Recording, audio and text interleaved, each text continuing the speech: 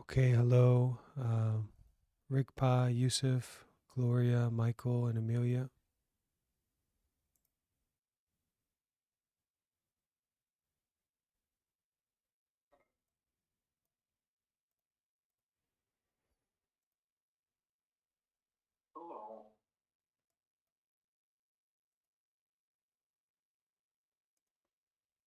So, as per usual, we are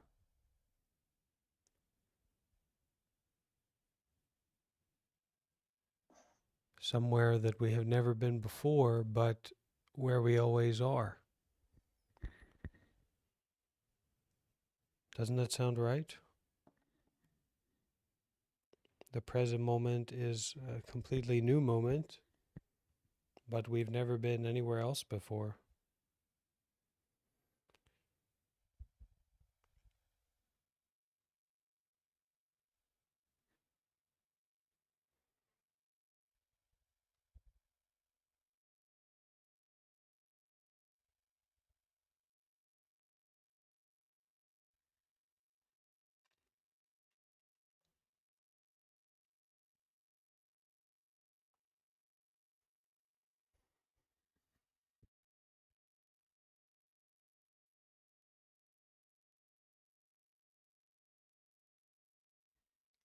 So, whenever we find ourselves to be in a situation or a position like this, it is a stopping point, which is the starting point. So stop and start. What? To look deeply, to experience deeply this moment, this life, which is not just a news article.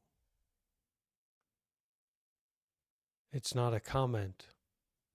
It's not an idea. Isn't that's clear, isn't it? That this experience right now is not a story. So that invites us to look deeply and to experience deeply.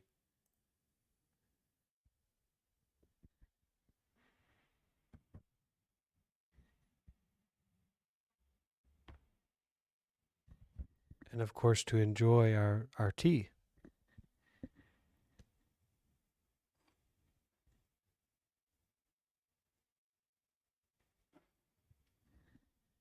We don't need to say anything. We don't need to do anything to practice meditation, to be in the meditation mind. We don't need to be successful in some activity or in some value that we judge as important for us to hold or to live up to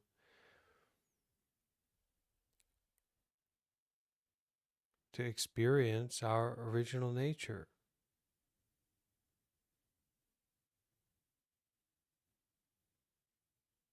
to experience reality, like if we were on a space station.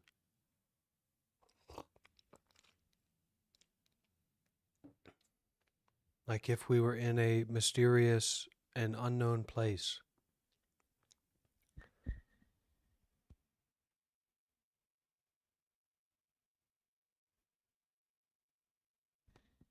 What could this be if not a fundamentally mysterious and unknown place? Have you ever been here before? Have you ever experienced this before? I have never experienced this before, isn't it? So it is new. It is unlocked. It is unbounded. And this state may invite spirits, demons, angels, the wisest people, the craziest people, the wealthiest people, the poorest people. So, how to open and to widen out, to brighten out the mind enough to meet the needs of all these different beings, high and low, ignorant and wise, demonic and angelic. What is the solution? What can be offered to everything? There's only one thing that can be offered to everything, and that is everything. So unknown, mysterious, beginning, a little bit surprising, certainly unique, multifaceted, and everything already. But if we just stay with that already, if we just stay with that notion of enlightenment or that notion of deep experience, then we will sink. We will sink into certain states, sink into certain perspectives. We will attach to mindfulness. We will attach to everything. And that's not the point. Unattached, unbinded, everything, everything.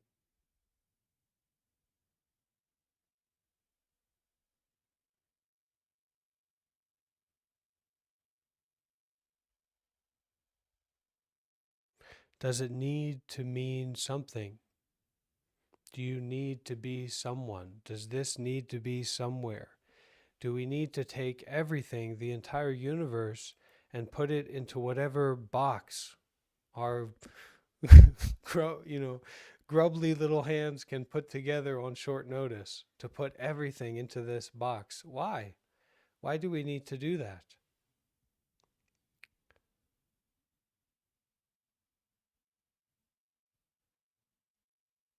Boxlessness.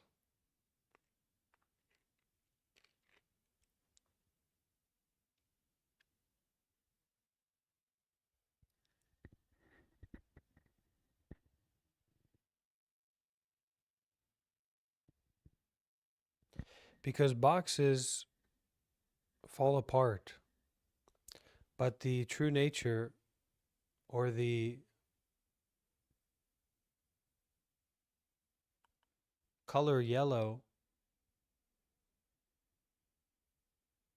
or the color purple,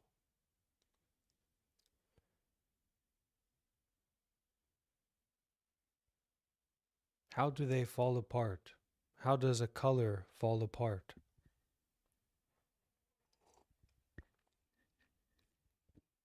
Not the collection of the color, because the robe, the fabric,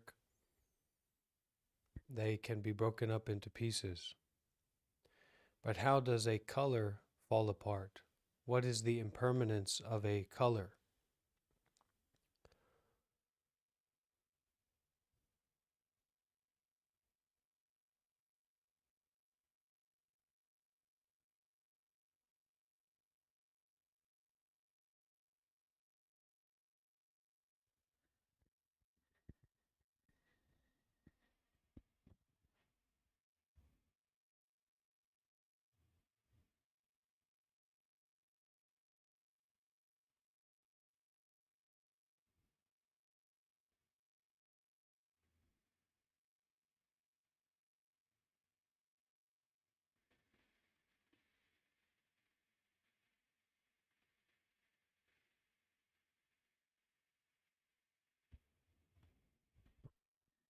So when you open your eyes, the color is there.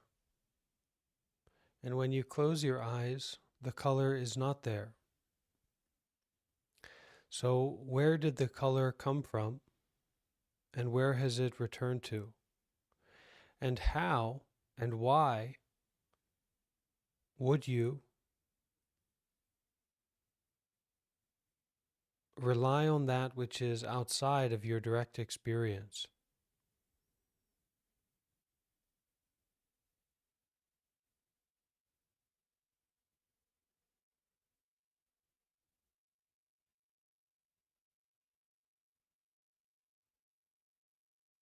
Why would you and how could you rely on an understanding that is outside of your direct experience? And this direct experience is very inclusive. I mean, we have all kinds of different experiences.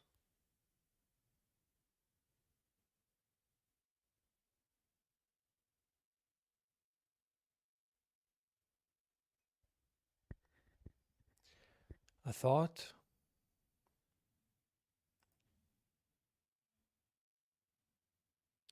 thoughtlessness is the highest thought. Non doing is the greatest good deed. Go ahead, Josh.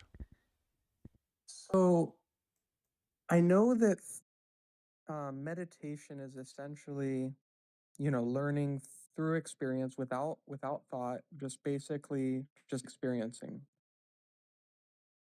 Is there a way to detach your own experience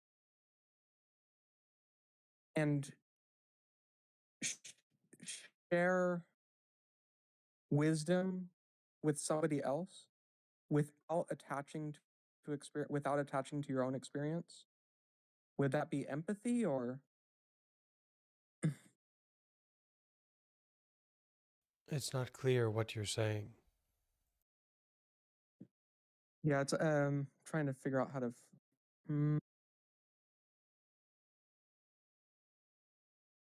So your own experience influences your understanding of knowledge and wisdom. Is there a way to detach the experience portion from that and extract the wisdom itself? Or can the wisdom only be attained through experiencing meditation?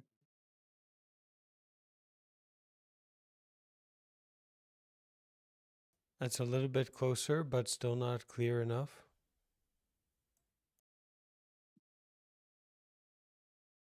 Is there a way to express true wisdom and detach experience? Detach experience, what does that mean? Mm, detach your own experience, your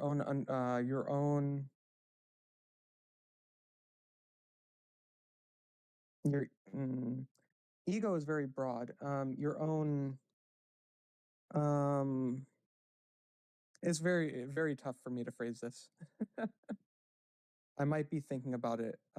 Well, mm, I'm kind of piggybacking off of what you were saying about the why would you rely on um, information that's based on an outside experience, something like that. And I was wondering if there's a way to detach the actual experience, the ego portion.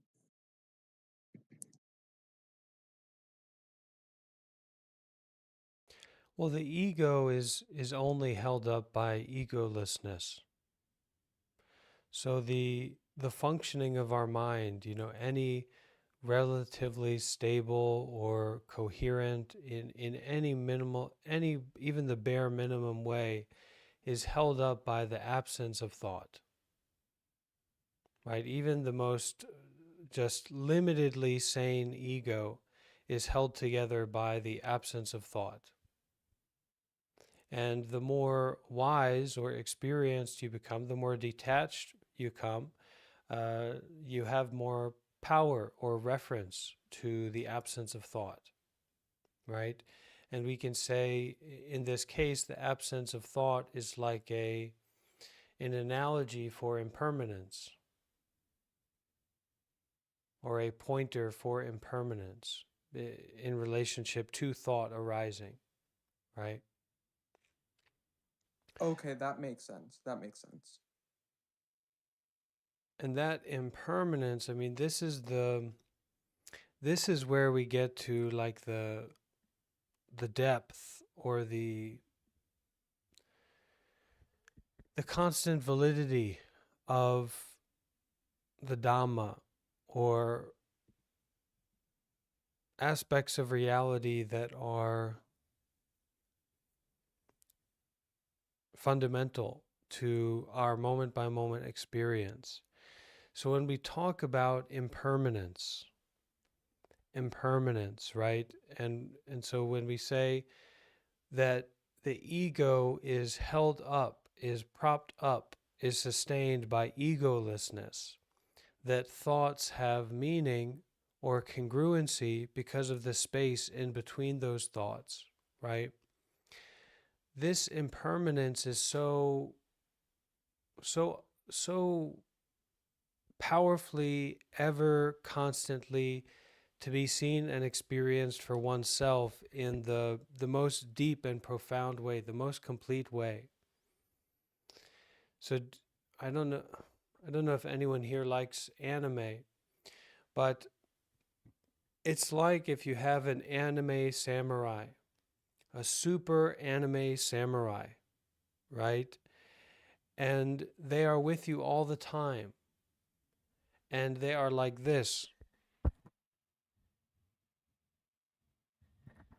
all the time with the super ultimate sun moon blade of, let's say, wisdom, right? Of compassion, whatever. And whoosh, at any moment they can strike, they can end. And so impermanence or the Dhamma or reality, it's like that all the time. It's like that all the time, in that it is vividly in your face, whether you think about it, whether you don't, whether you like it or you don't, whether you're Iron Man or the Hulk or George Bush or whoever. You, whether you're you or not, it's always like that. So this way of being in relationship or prioritizing direct experiencing is not that we're excluding or rejecting everything that life has to offer, all the information that's out there and all of our experiences, but rather it's a recognition of the reality itself, which is not dependent upon characteristics. And so it is also not dependent upon these characteristics, but for skill, we have to communicate. We can say that these are the fundamental characteristics. And so in that direct experiencing, it's not that we're looking for impermanence or we're looking for no self or we're looking for unsatisfactoriness, but that it is our experience, our direct experience is marked by all of these all the time. Whether you're meditating or not meditating, whether you're on an upward streak or a downward streak, these marks are always there. This impermanence, this no self or interbeing, no separate self entities, this unsatisfactoriness, this that's hot. You don't grasp it, right? You learn quick.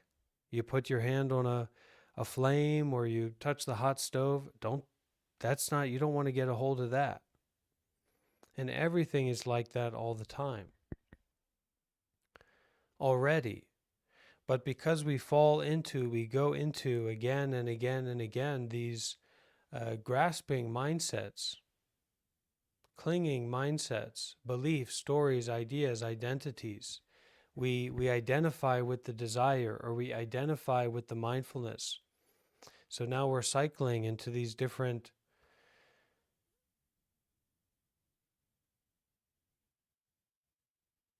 trapped states. And it's not that you can't meditate when you watch a YouTube video or when you go for a walk or when you're at work or something like that, or these habit energies you have, these coping mechanisms, right? It's that once you start to prioritize everything, those particular things will have much less power over your life. You won't be so inclined to get involved with those things. You'll get involved with things that probably have more of a tendency towards opening and widening out and brightening out, sharing out, helping out, rather than contracting around some particular desire experience. That makes sense. So I believe, if I remember correctly, in the A Bird Leaves No Trace, I maybe, this may be a false memory or not, I don't recall, but I believe that there was a mention of like pointing in the right direction, right? So rather than trying to share your, like, the wisdom you've acquired and how it attaches to your experience, just pointing in the direction so that they can experience for themselves according to their own, That's better. That's better to do it that way. But we take on many roles, and we just keep trying and we keep showing up and we keep on. I mean, that's an important point, right? So that direct pointing out, that direct pointing to the nature, which can be done in more than infinite ways, right? Pointing to that which cannot be grasped, pointing to that which cannot be carried on. Um, it's important, but if we took that to mean don't do diligent practice, don't do what you can do, don't keep trying, showing up, etc., in whatever way, then uh, that would be misdirected. That would be No, ill-informed, yeah. right? Yeah, no, that makes sense. Um, but to have that sense and to really experiment with that sense of offering that which cannot be grasped, that which cannot be understood, right? That which cannot be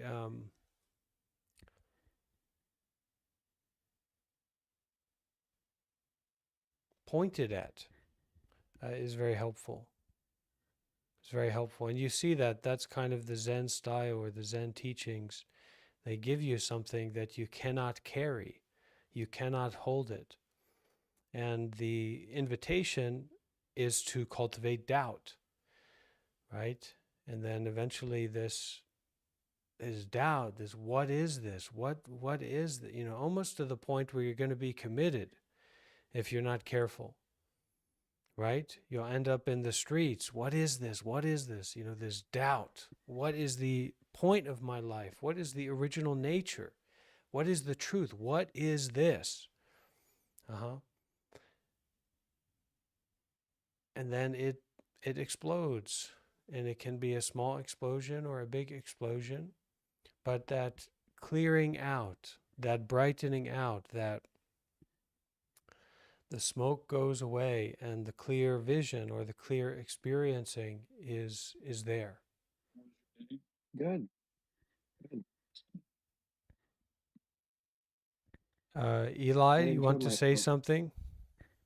Sorry, did you hear me? No. Oh, I'm sorry, I didn't realize I had my mic on. Oh, okay. Well, do you want to share My something? Do apologies. you want to ask a question? No, I'm just listening. Thank you. Okay, all right. Thank you, Eli. It was interesting earlier in the meditation. Like, I felt like there was so much energy, like more energy than I'd ever had. And then when basically you went through like sharing the energy, I felt a huge weight lifted off of me. So like it's like sort of, it's like, I think through meditation you can get so much energy, but you shouldn't keep that for yourself. You should give it, give the good energy that's developed from the meditation, because it's, at least for me, it was so overwhelming at first. But I just sat through it, and when you got to that point, then I felt better.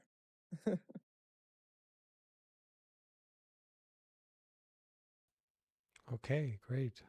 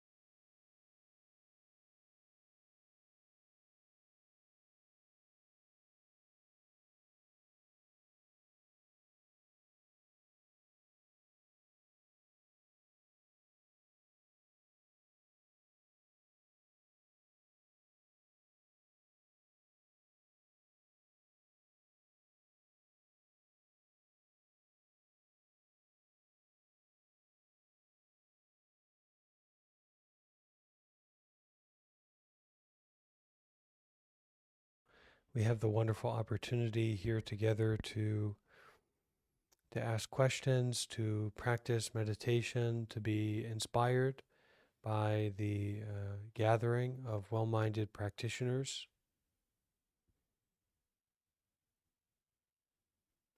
And don't mind any interruptions, don't mind any imperfections in this diamond jewel of direct experiencing, because this is not a jewelry store. This is the treasure store of your original mind. This is your birthright, your Buddha birthright. So all of the imperfections, all of the inconsistencies, all of the refractions of darkness, they are illumination points. They are remembering points. They are returning points. And that's it. And that's what this life is redirecting us to. This life, this live, this gathering, this community, the Buddha, the Dhamma, and the Sangha. So we should make the very best use of it, seriously, as much as we can to practice, to share, to give our heart, our body, our mind, to give everything now. Give away everything now. Sacrifice, abandon your life now. Oh,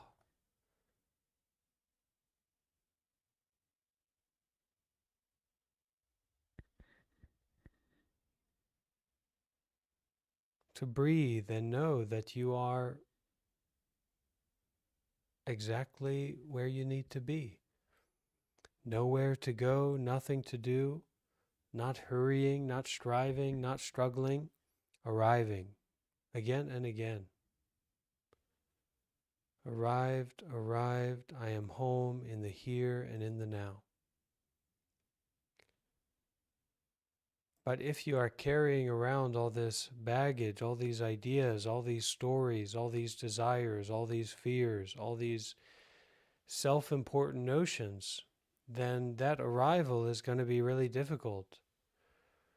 I recently traveled from America to Italy, and I brought more things than I'd ever brought with me before in traveling, and I've really only traveled, outside the country as a monk, and it makes everything more difficult.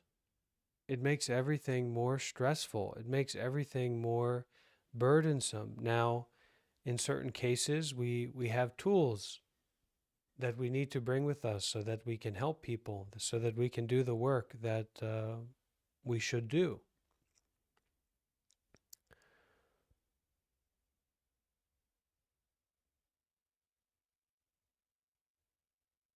And it might seem okay to bring all these things with us. It might seem okay to have 2 suitcases. You've got 2 arms, right? So, hey, come on. I can bring 2 suitcases. Well, what about when it rains?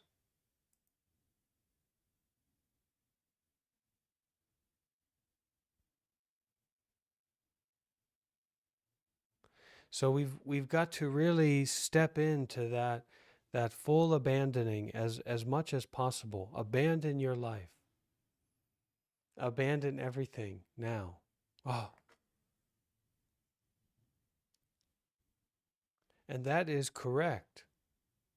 That is to detach. That is not just to practice mindfulness, but to practice mindfulness with detachment, with untangling, with unbinding, with taking off the full pack of yourself and your story and your identity.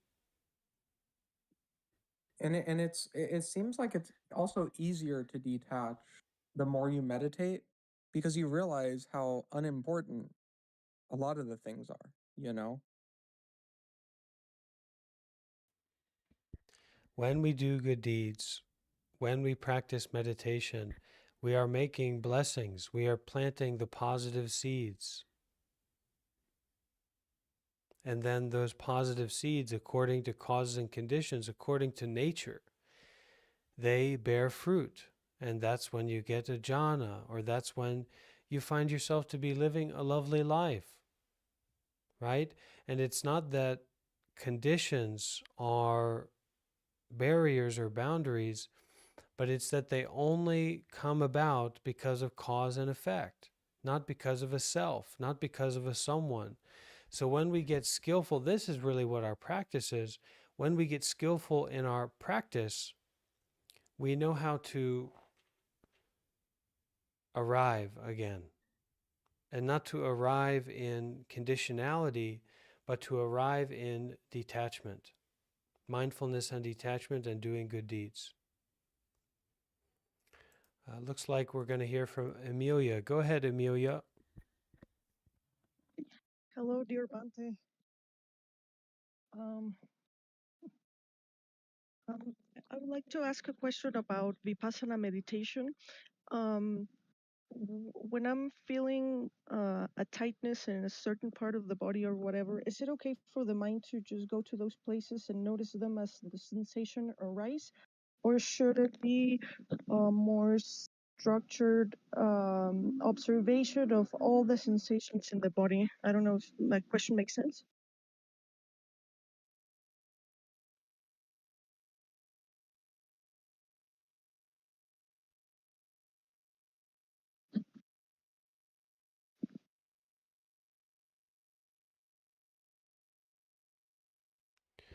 What is your question?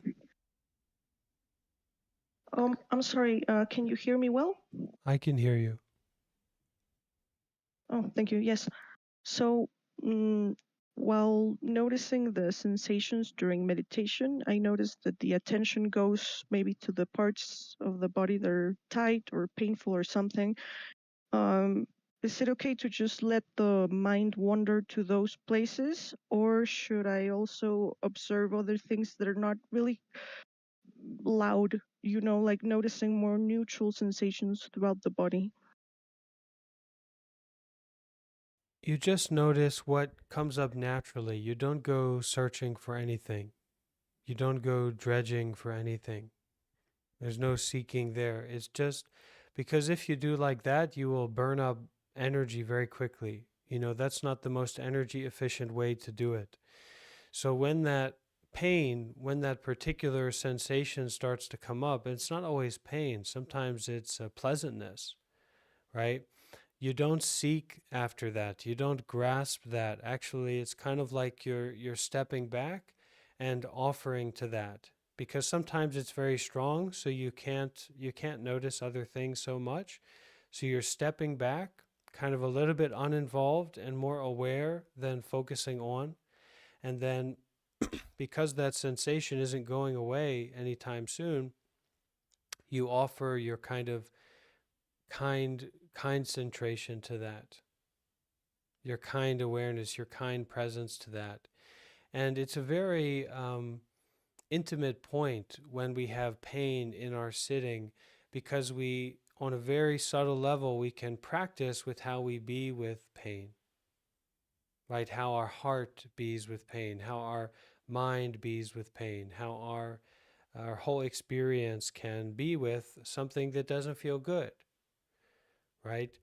But don't force yourself into the pain or try to endure too much unless you have more full spectrum support.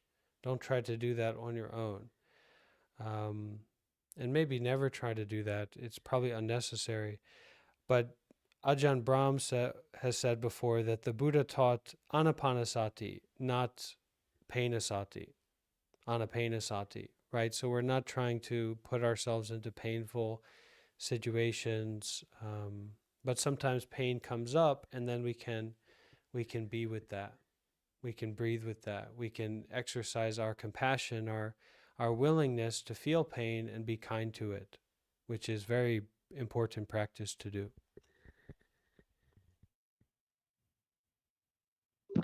Thank you so much, Bante. That was Okay. Sorry for the background noise. Thank you so much. That really helped. Okay.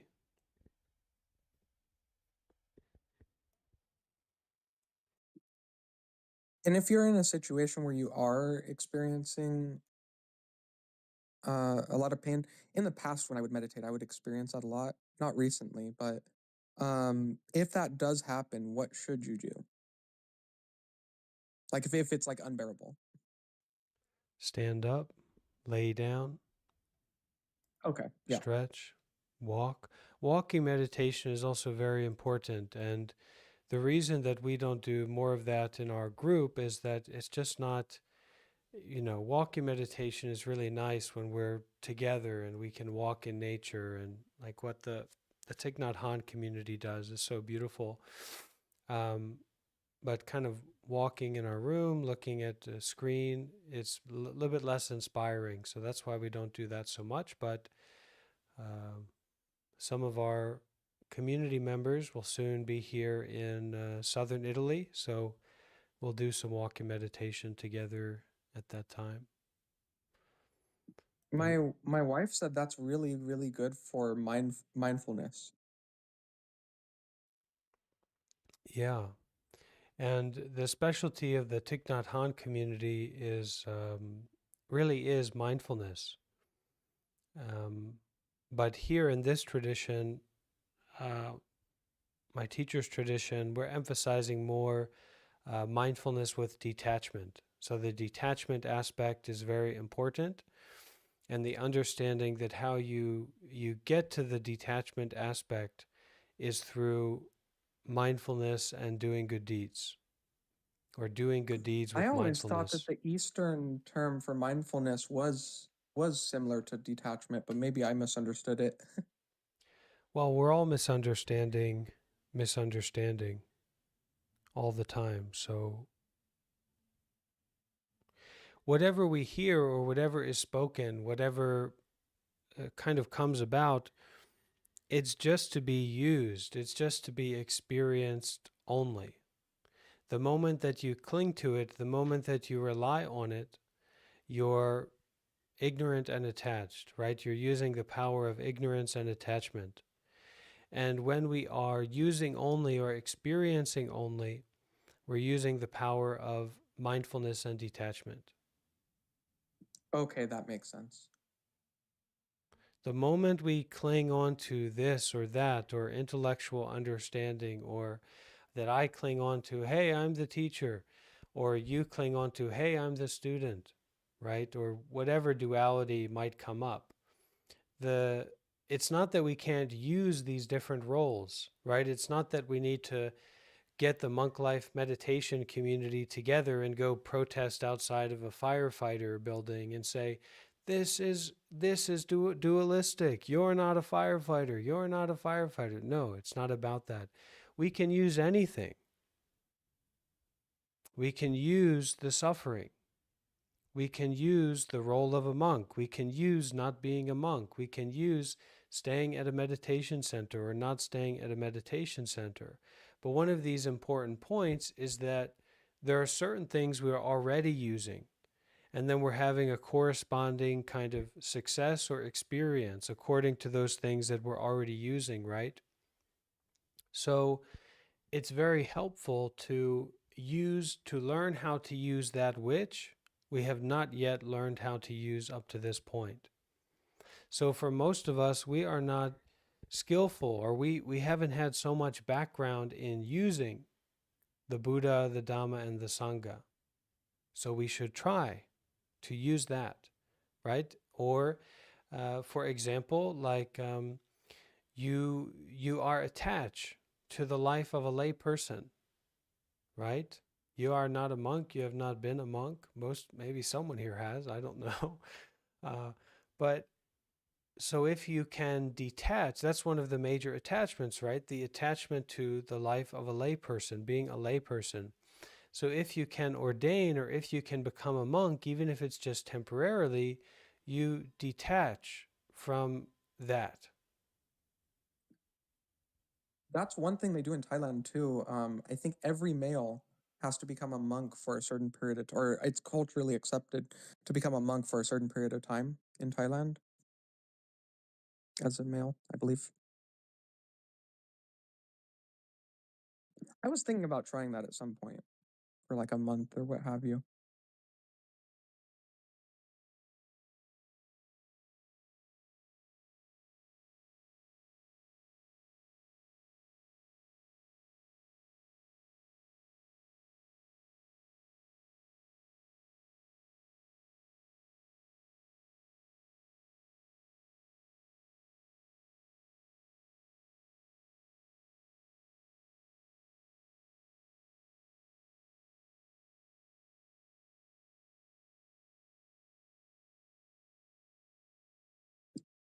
How do you go about going through that process of temporarily becoming a monk?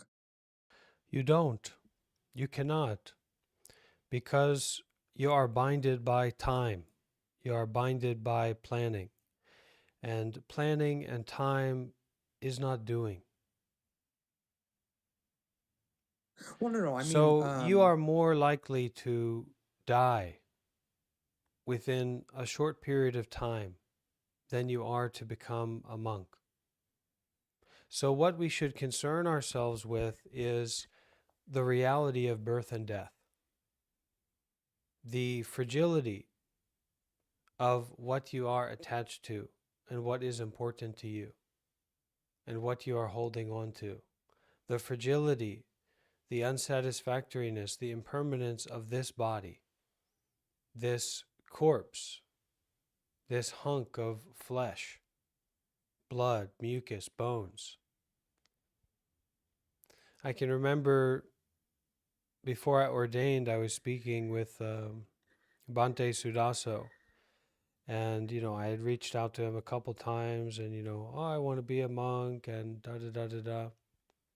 Eventually he said to me, those who want to become a monk, they go and do it. Those who don't, they don't.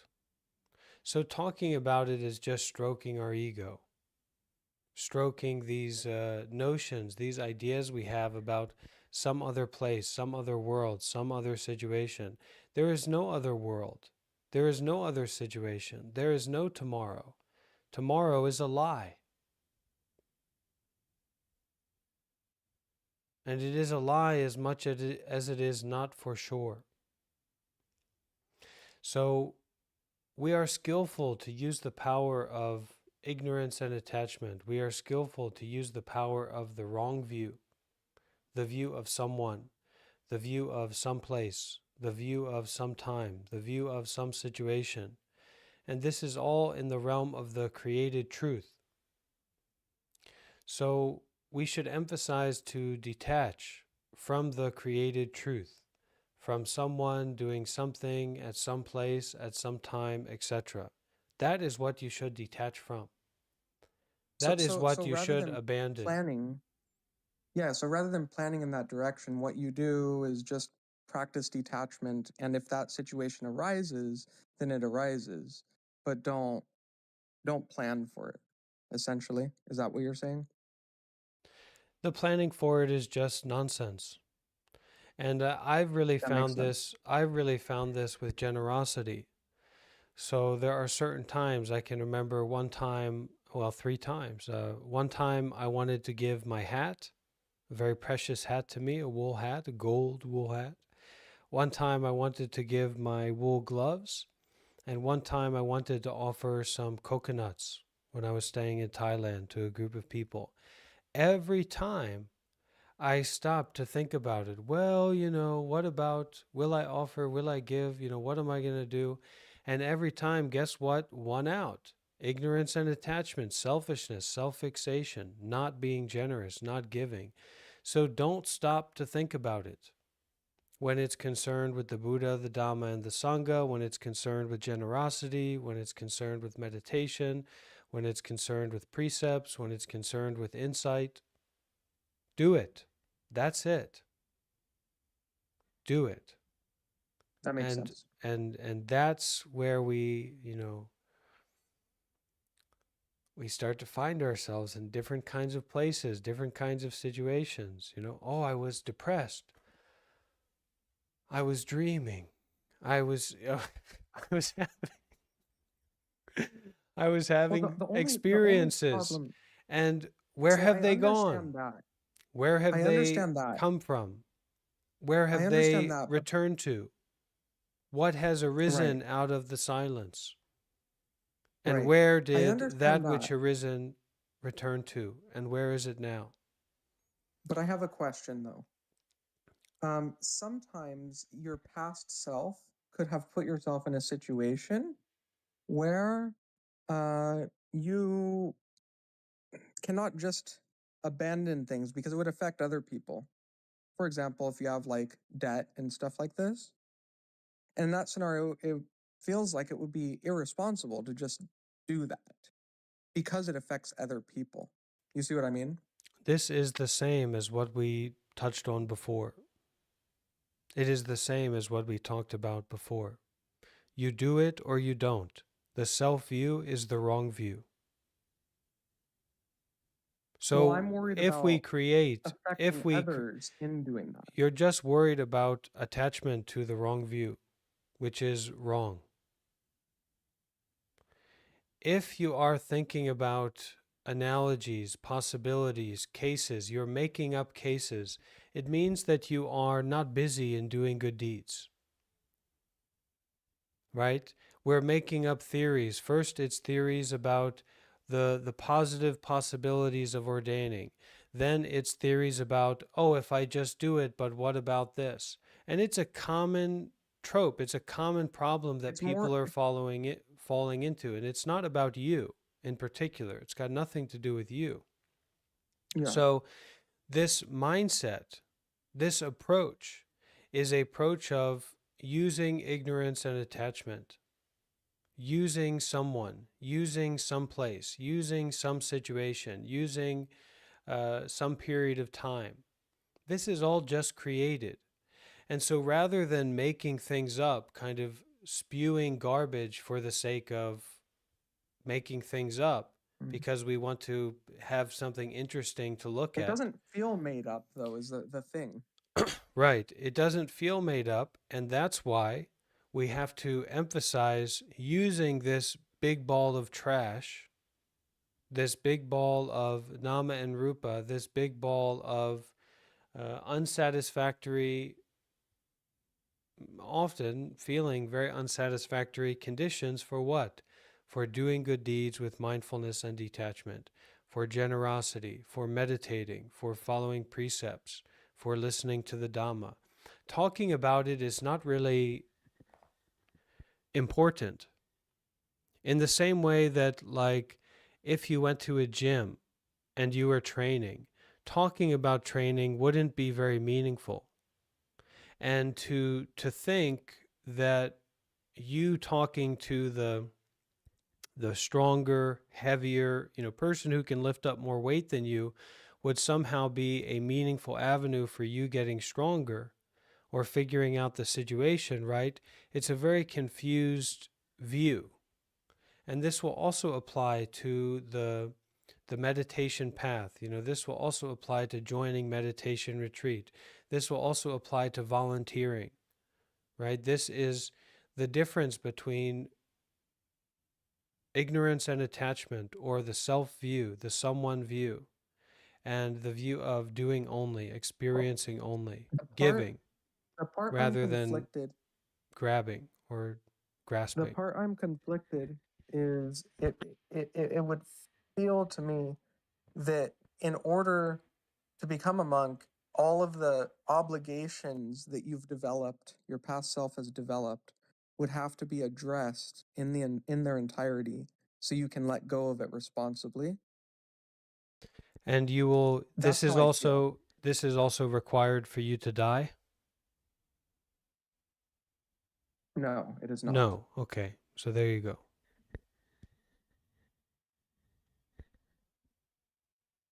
What is most beneficial is to become enlightened. What is most beneficial is to do good deeds. Yeah. What I is agree. most beneficial is to practice mindfulness and detachment, right? I mean, even just in whatever situation you're in, clean everything.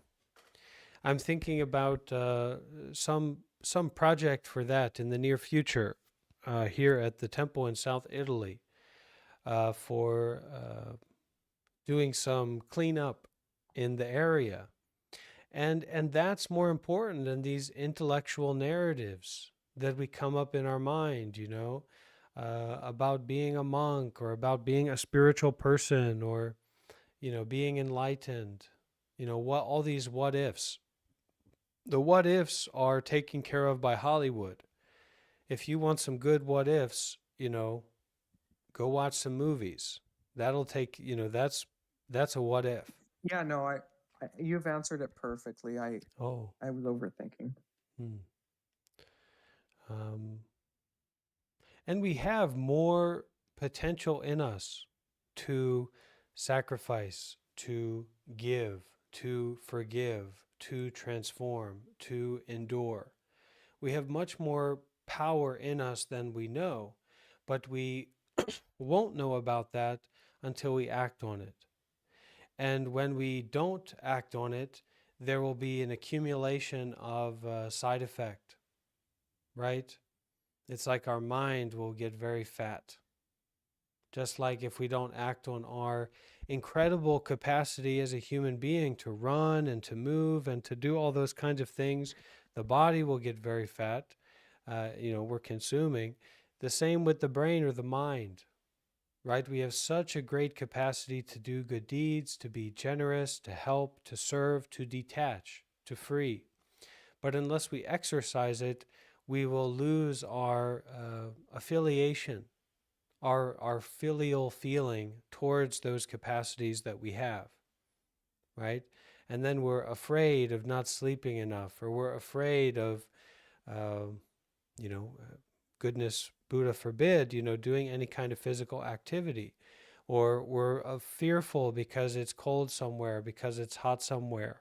And we need to exercise that capacity to be unbinded by conditionality, right? We can go knock on, you know, it's about 5 in the morning here. I could go knock on one of the residents here at the temple's door, and I could tell them I am unbinded by conditionality, and me, or, you know, that's important to me. Maybe that'd be fairer to say, and that's wonderful. That's really a great gift, you know. But we're a little bit too shy about, oh, we're going to offend someone, or oh, we're going to feel a little bit uncomfortable. Good. I want you to feel uncomfortable because you can learn from it. You can grow from it. Your heart can deepen and expand from that feeling of uncomfortable. Well, and it puts you in a situation where you can help better because you're really focusing fully on detachment, you know, and generosity.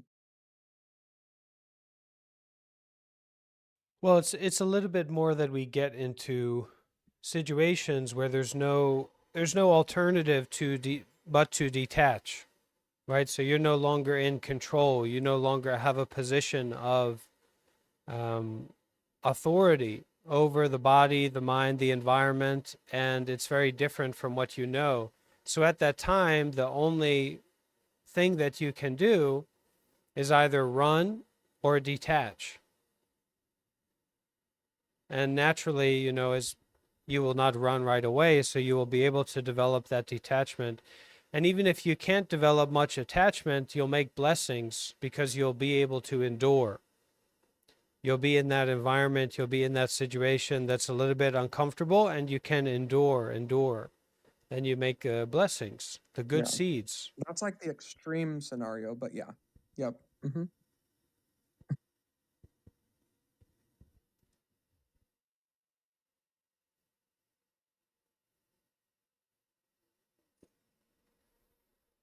It makes sense.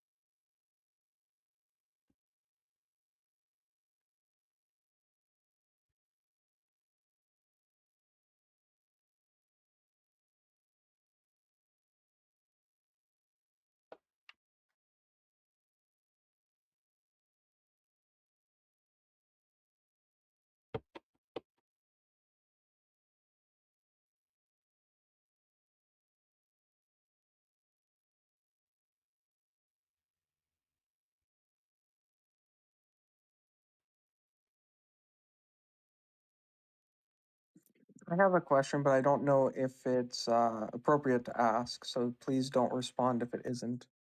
But I wanted to ask how you ended up ordaining. Like, how did that end up happening?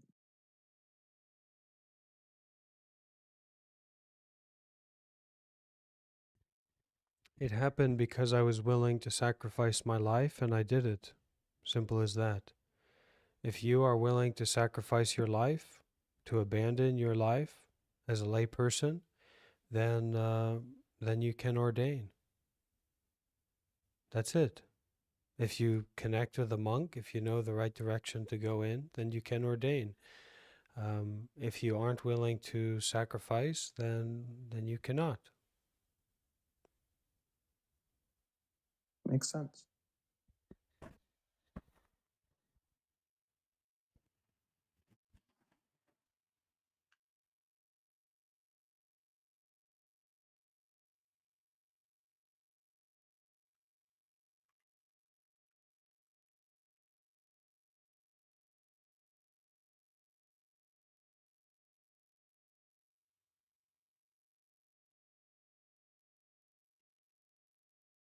Bhante,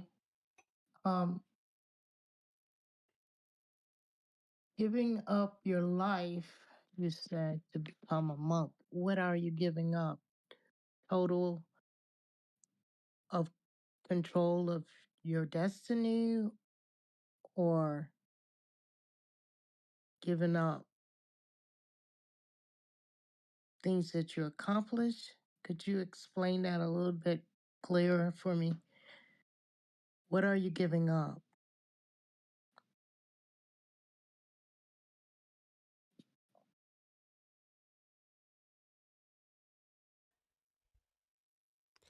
Can you make your question a little bit more clear? Yes, to become in that community, to become a monk, you said that you have to give, you was willing to give up. What are you giving up? Your freedom or past attachment? I don't quite, it's not quite clear because giving up can mean all sorts of things. Well, you are not a Buddhist person. You do not come from the Buddhist culture. So I didn't if say that, I did. if you are someone like that, then becoming a monk means that you are not equipped to be a monk. You don't know about being a monk. And so going into the world of monks, going into the Sangha, it's going to be a vastly new experience, new situation. And while you may have many good point or good quality that you can share with the group, the main training in you joining that group is learning how to be a monk or a nun. So in that learning how to be a monk or a nun, letting go of yourself is very important, and whatever goes along with that self, your job, your status, your ideas about the world, that's what you're there to let go of. That's what you're there to put down. And there's no imposition to become a monk. You know, Buddhism is not about people becoming monks. It's just that for our Western audience, it has not been clear that you could become a monk, right? And also even in Buddhist circles in America, people who practice meditation seriously for years, they don't know that it's possible to become a monk. So it's not like our group is unusual, or that if you're more of a beginner, that you're out of place because you're just learning about this now. So in hearing that it is possible to become a monk, yeah, it's a matter of the heart, isn't it? It's something quite serious, and you have to digest that. You have to work with that inside yourself and make a decision what you want to do. I have two questions. To me, if I had nothing, homeless, no place to go, what is it there to give up but to give in? It's easy. Certainly not, because you are attached to your life as a lay person. Even if No, you're I'm talking homeless, about you. Like you're a monk now. I'm quite sure you wasn't a monk in the beginning. What did you have to give up?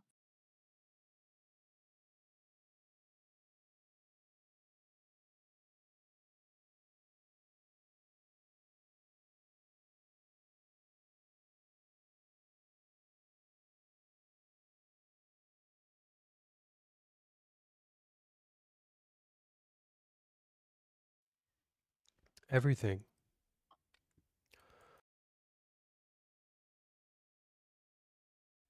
And it is everything all the time.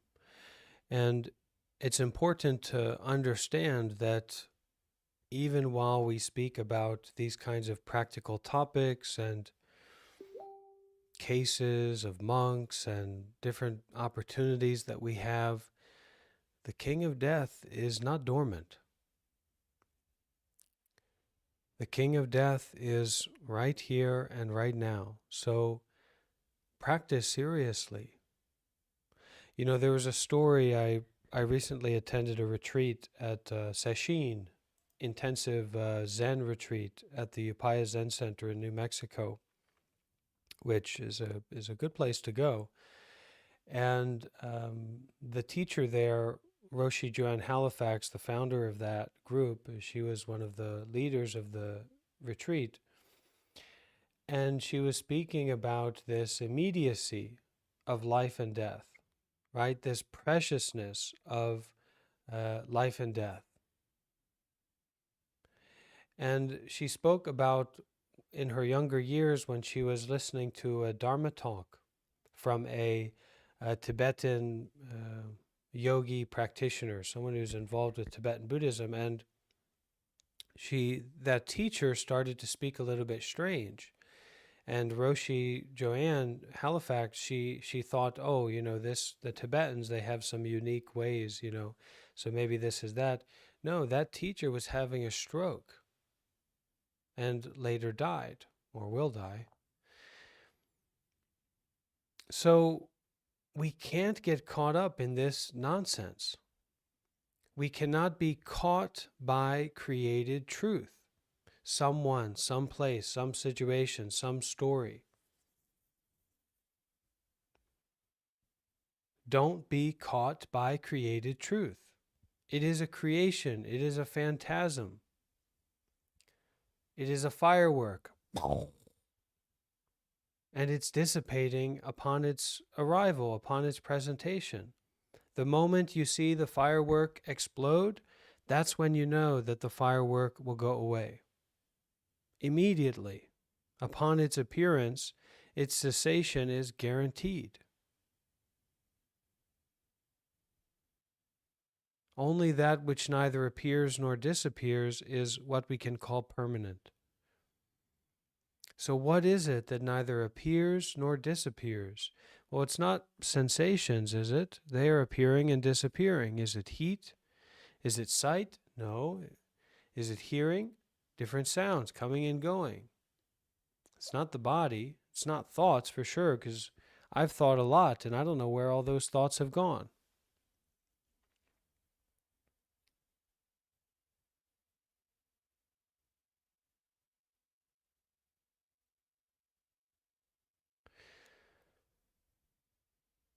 So when we become a monk or a nun, you can be sure that you will not be in control. And the you here is the royal you, everything, everyone. It's not about anyone in particular. I am not someone in particular, and you also are not someone in particular, even if you may believe that you are. We are already, always. The you is always the royal you, unless we talk about who ate my cheese. Then I might be talking about you. But Gloria, I think you had one more question, right? Yeah, but I'm just trying to narrow down something that it just don't fit into the puzzle. It's just the wrong fit, and I can't get no clarification. Because my understanding of collective information, majority the monks and stuff, the people that I have talked to or observed, they was wandering people that was lost, that was suffering, or been through some Right. Yeah, it's a trauma. good point. Sure. And this is a good point why Western monastics are very seen in a very high regard in Asian communities. Western people who ordain are really appreciated because it is known the kind of opportunities that we have and continue to have. And yet we choose to renounce, to give up, to give away this life as a business person, as a drug user, as a partier, as many But things. that's what I'm saying. We give up, we sacrifice.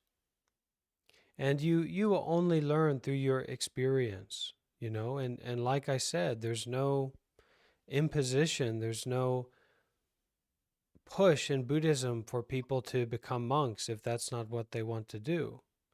But the possibility of it is there. And I didn't become a monk until I was successful in my life as a layperson, until I had the best job that I ever had, and the best car that I ever had, and the best place to live that I had ever lived, and the best computer that I'd ever have, and all these kinds of things that didn't free me. They trapped me. That job I worked because of fear. That housing, that relationship, it wasn't freeing. It was trapping me. And I knew that by giving up everything as much as I could, I started by started to live in my car in Seattle and gave up this great job and relationship and housing and possessions and money. And so you have to see for yourself what you want to do. I'm not here to convince anyone of anything. And I'm also, I'm not here to prove or justify anything.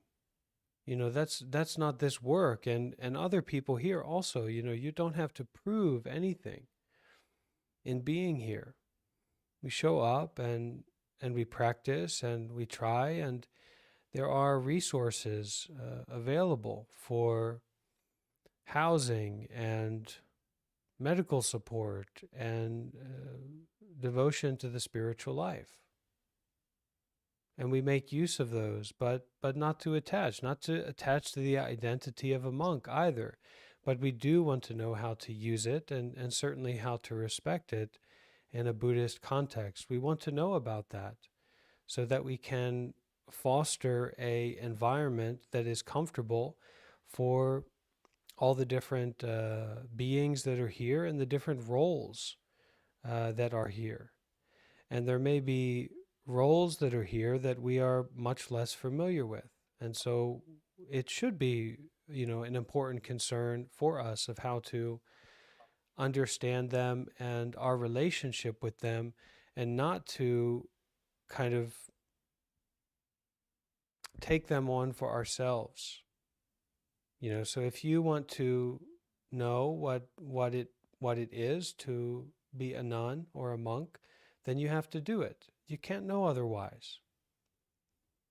Unless you have an experience, you can't really know. And that experience for me as a young, I was 25 when I went to ordain, as a young white American man, and you as a black woman, those experiences will be very, very different.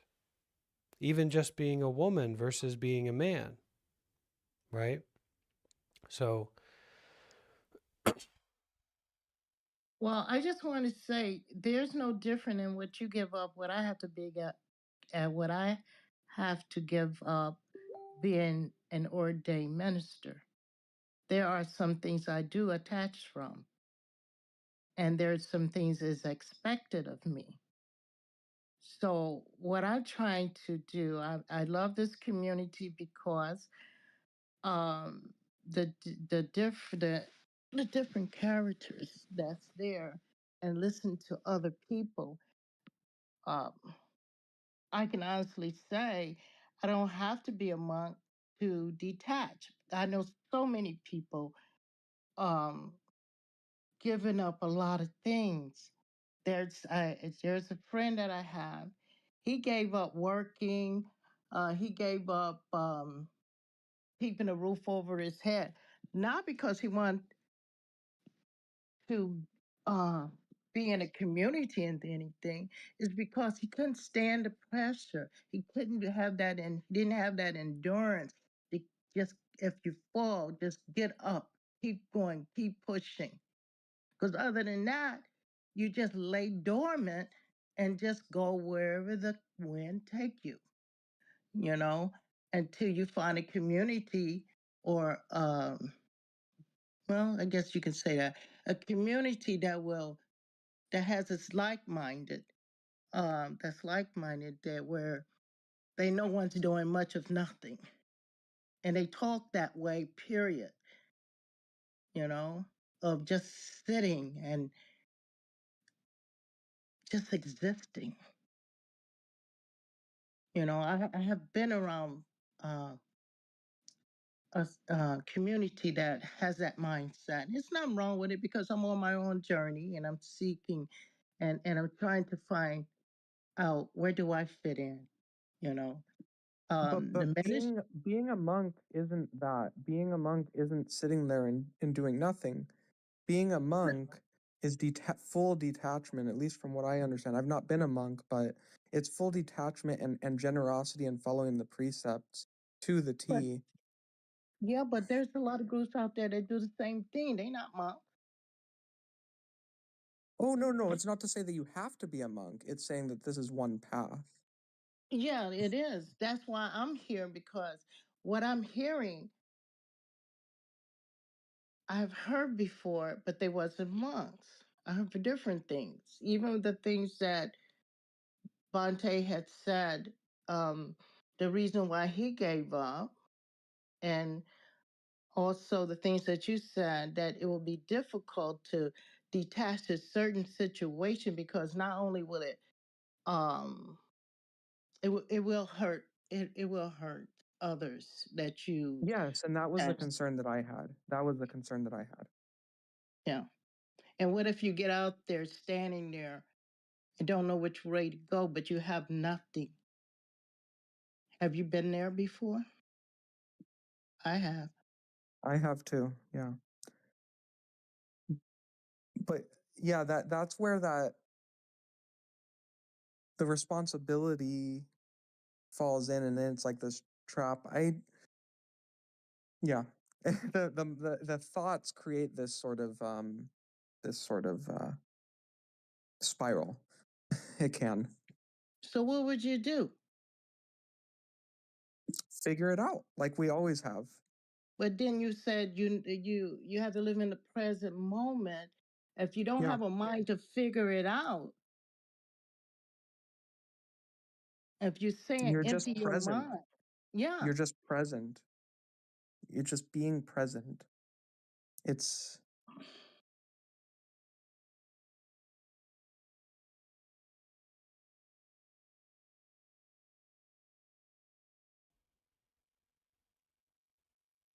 the mind is a clear blue sky. Thoughts come, thoughts go, but the mind is a clear blue sky. You will not solve the great problem of birth and death, even if you could drilled down to the very center of the core of the earth, you wouldn't even find it there. How much less so you will find it in intellectual meandering based on words and phrases.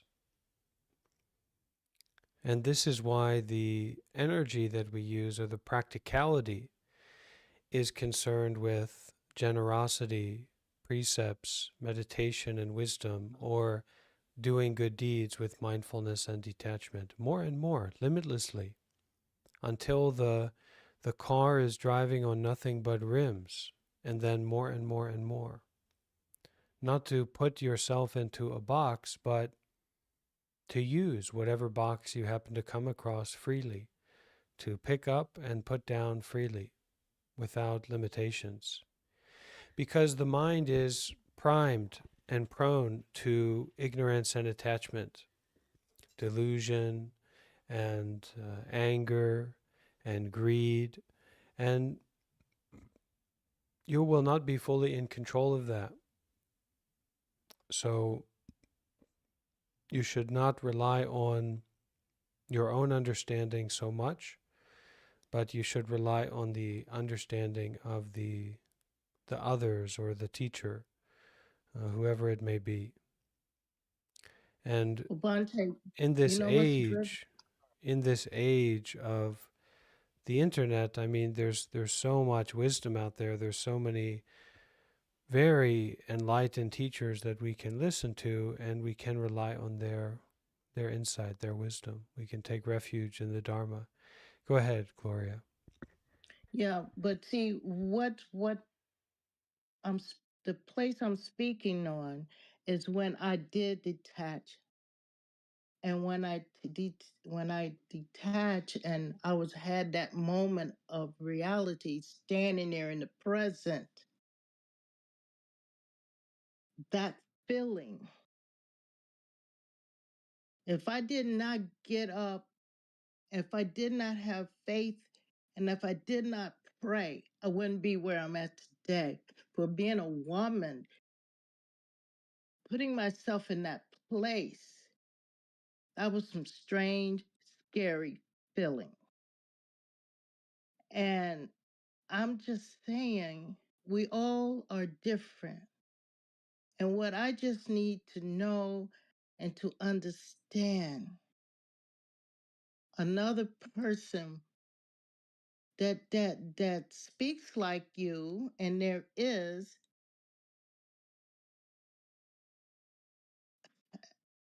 it just it's just not clear, and I don't understand.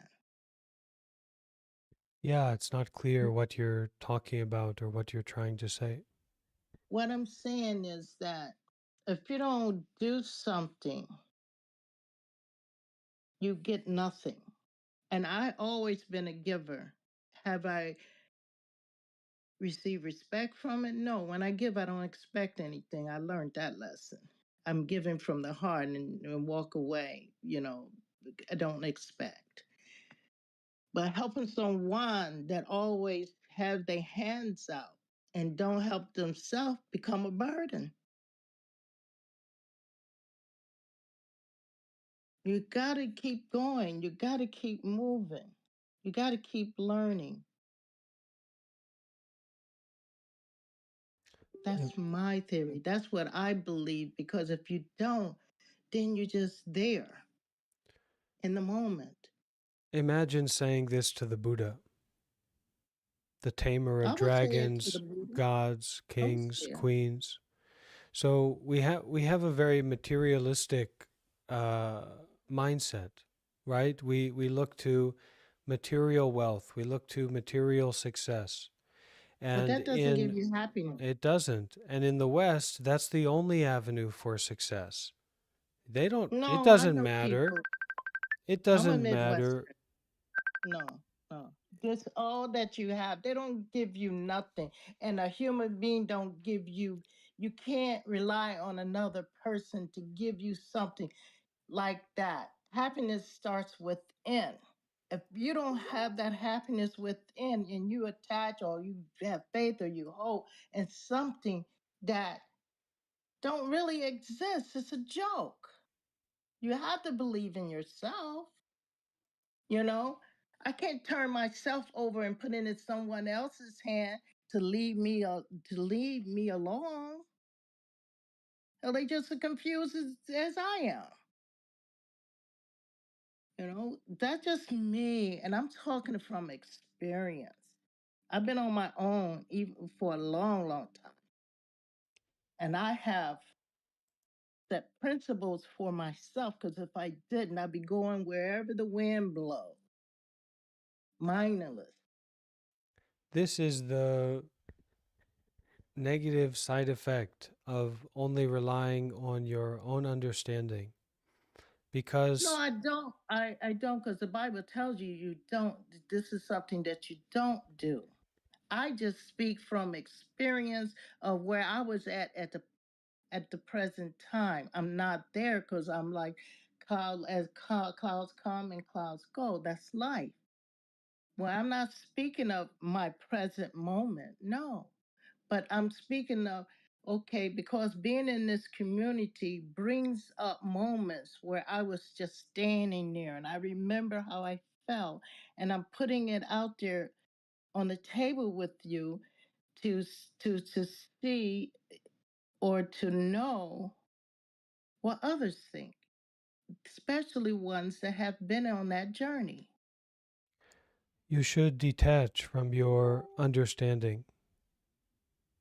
Then I'll be stupid. Being You learn a from your lesson. You learn. You learn from all the trials and tribulation. being a great fool is much better than being a small-minded, intelligent person. So we should Well, be I more embrace. open. We should be more I'm open great. to not knowing, not understanding, because the understanding is related to creations, people, places, situations, formulas, theories, past, future, and all of this Where is do not come in? reliable. If you can detach from the created truth, then you can begin to use and to meet and to remember the power of ever new impermanent nature, or meet your original face. When we rely on the created truths, when we rely on the appearances, it means that we will kind of fall through a realm of complicated thinking, and we will confuse ourselves easily, and we will confuse others easily, because our thought is not stable. It is not aware of what it originates from. And what thoughts originates from now is from space, is from non-thinking. So think non-thinking, and you will have your answer immediately. Oh, so what's your answer for not thinking? If you don't think, what's your answer? The blue sky will arrive unexpectedly. Amen. Because what I'm telling you, that is not the place I'm in now. I learned through trials and tribulation. I learned from experiencing things and being able to be still and see things like clearly. And then I move on. But the only reason why I'm putting it on the table because this is the place that people have been suffering. I just want to understand. If I'm with a like-minded group here, let's be honest with our suffering and be aware. All suffering brings wisdom and understanding, and that's how you're able to detach from it.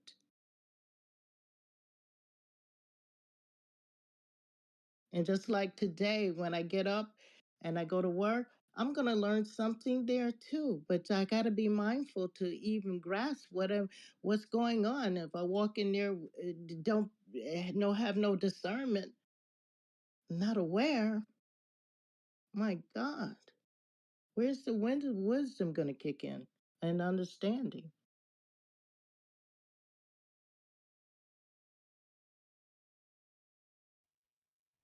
Go ahead, Eli. Hi, Gloria. My name's Hi. Eli. Hi, Eli. I was gonna ask you if you had a formal sitting if you formally sat. You you know what I mean? Do you have like a formal sitting practice? Oh, yeah. Yeah, meditation I do. And the only reason why I came to meditation, I have done it before, but I came to this meditation because I actually ran a church and that's that what I learned was a change for me, and I dealt with so many different diverse people that's suffering and the people that was on the staff, that I became very agitated because my discernment was so strong that it's just like, once you say certain things, they just keep coming back and keep coming back. You know what I'm saying? With a whole different game, and I was losing my patience. And not saying that I don't deal with those things now, but I don't run nobody's business right now. I don't even want to even think about it. But I just wanted to have my peace back. And having my peace back is being aware that I'm having anxiety, that I need to change, I need to detach, and that's where I'm at now. I'm in a good place. People's not going to change. Change come within yourself. You can't change nobody. So I'm just here to enjoy the present moment. To I don't care if I sit up on a mountain and just be there, just listen to the white sound. I'm at peace. That's beautiful. You know, that's where I'm at Yeah. now. It's just that I need to know because everybody got a story, and I just want to know. Well, I think sorry. I think I understand your question. Your question is, how can you make an appropriate action if you're in a state of mind? What if mindfulness is being in the present? You're saying that that means being, in a sense, like mindless. Is that right? Yeah, I can't walk like that 24/7. No, You right. know, you have to Yeah, have discernment. and one of the things that I might add, is there's a time for I think there's a time for us to sit on the cushion, and then there's Yeah, a time for us to take appropriate action, or as the Buddha might have said, right action. You know, yes, that's and true. I think that when I think we cultivate right action on our cushion, you could You say. have to be still to really to really grasp what's going on and detach. 'Cause how can you detach from something when you're not even aware? You just don't jump up and detach. You have to be still. We call it, I think we call it cultivate, and I think we cultivate that through practice, and we would do that Yes, maybe on a cushion. I like to say at least 20 minutes a day. And then yes. I'll let Bhante speak, please. Okay. Yeah, I'm gonna shut up now. It's just that when something moved me, I just, I'm a radical, but I with I no think harm. I just, I think your question is very valid, in no. how to take appropriate action in a state of what what to me sounds like a state of bliss, like, or a state of like kind of leaving the body or whatever, not Yeah, being necessarily present. In a way, it's counter to what I teach in mindfulness, or what we teach in mindfulness. yes. Well, Thank you for giving me the space, Gloria. I hope you have Okay. ease of your practice. You're Thank wonderful. you. Thank you. Thank Bye you. bye. Bye-bye. we all have conditions that will put us on our heels unless we are a a great master, a true master. And we should understand that normal people are not at the same level. as the great meditation master, and that there are levels to this, just in the way that there are levels to arm wrestling. You know, um, it's just as solid, it's just as practical as that. It's very possible. Now, I don't know what Michael or Eli or Yusuf or Josh's situation is, and maybe Brenda. Are, well, as a monk, I cannot touch a woman, so I cannot arm wrestle. But it's very possible that I am the strongest arm wrestler in this group, right? Now, what does No, that mean? It might be true, right, Gloria? Oh no, I It's arm wrestle possible. too. I like that. It's possible. I'm just So, let's not argue about this because we actually can't prove this one. so that's right. We're not going to argue. Well, if you come Maybe to maybe Italy, I don't want to boost my own ego here, but you know. oh well. Uh, See, this is the point, right? So what, right? If you can beat Bhante in an arm wrestling match, or if Bhante can beat you, so what? I mean, compared to the sunlight, to going for a walk, to walking and yeah. breathing together in mindfulness, to holding each other's hands, right, in peace, in doing good deeds. So, but what we should understand is that it's also like that for spirituality or for meditation, for great wisdom, great compassion, right? And so having a teacher means that we open ourselves up to that which is greater than us, so that we don't need to think about it. Just in the same way that if we arm wrestle with someone and maybe we're passionate about if you don't want to arm wrestle, then you're not going to play, you're not going to practice it, right? But if you're interested in that, if you're interested in wisdom, compassion, development of freedom from conditionality, mindfulness and detachment limitlessly, then having a teacher, having a fellow practitioner that is stronger than you, and taking them as your teacher and allowing that reality to be the way that it is, and having even faith and trust in that, which is what you'll need to do in terms of compassion or wisdom or mindfulness, because it's in terms of the mind and it's so subtle, then you open yourself up to that greater direction than is just what is in you, that greater strength than is just what is in you. And it's a very practical way to save energy in terms of what we do. So I value my independence. I value my capacities. I mean, we have a community here. That community supports me, allows me to do different work in different places, right? But when I really get down to something comes up, there's a difficulty, there's a branch in the road, I go to my teacher and I ask them what to do. And I may even say, hey, I'm thinking about this or I'm thinking about that. Is that right? Is that correct? And they will tell me what to do. And then I can stop or start. I can step forward or step back. And I don't need to rely just on my self power or my limited power. I can rely on the teacher. I can rely on what is greater than me, right? And so the correct. teacher in that Mm-hmm. sense is just like a vehicle or a representative for everything, or for transformation, or for enlightenment, or for God, right? And Mm-hmm. and it's very important that we don't minimize that kind of relationship. And monks in a Buddhist context represent that to a certain degree. And so when we meet monks or when we see monks in the street or at the Whole Foods market or etc., we bow to them, we show our respect, our appreciation. We may even visit a Buddhist temple, we bring some offering, we show some support.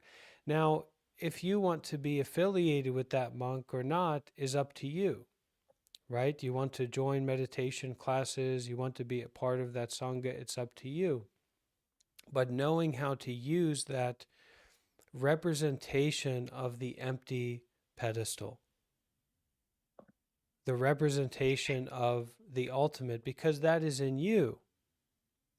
That great strength is in you, but you are tangled in yourself, as we all are. So we take a representation, we don't attach to it, but we know how to use it so that we can go beyond our tangles. We can go beyond our binding. And for Western people, you know, this is a very sensitive topic because our society mainly values warmongers, politicians, celebrities, and entertainers and things like that. Mainly, of course, there's coaches, there's parents, there's priests, you know, there's Christian pastors and things like that that have a lot of wisdom. But en masse in our societal culture and construct, where does all the support go to? Where does all the resources go to? It goes to our, you know, even if it's the greatest coach in the world or the greatest youth pastor or youth leader in the world, we as a society don't send our resources to them, right? The government, the culture. So the Buddhist culture, the Eastern society is a little bit different because you have these monks that are not business people, that do not develop wealth, that embody or practice virtue, meditation, wisdom, and live through generosity, and we support them, and we empower them, and we give them this position. Why? So that it can bring benefits, so that we can use it. Now, if you use it with attachment, you're going to have issues, whether it's the positive or the negative. Right? But if you can use it with detachment, then it's a very useful upaya. It's a very useful expedient means. So when I'm at a crossroads, I'm thinking about, oh, I'm going to abandon this, abandon that. I'm going to go wander around in Sri Lanka or India, you know, and be free from my burdens in some sense, right? Yeah. I can reach out to my teacher and I say, hey, is this okay? Is this possible? Do you recommend that I do this right now? And then from that, ended. Now I don't need to follow my teacher's advice. I'm not binded by that, but I trust my teacher. I trust that representation. And that's the trust for myself as well, because I trust my intuition, I trust my gut about my teacher's wisdom. And As you should. when you become a monk, you go even deeper into that relationship because you will have to be independent. You won't know how to take care of yourself as a monk. So you have to be independent from the senior monastics, from the specific teacher, the tradition, etc.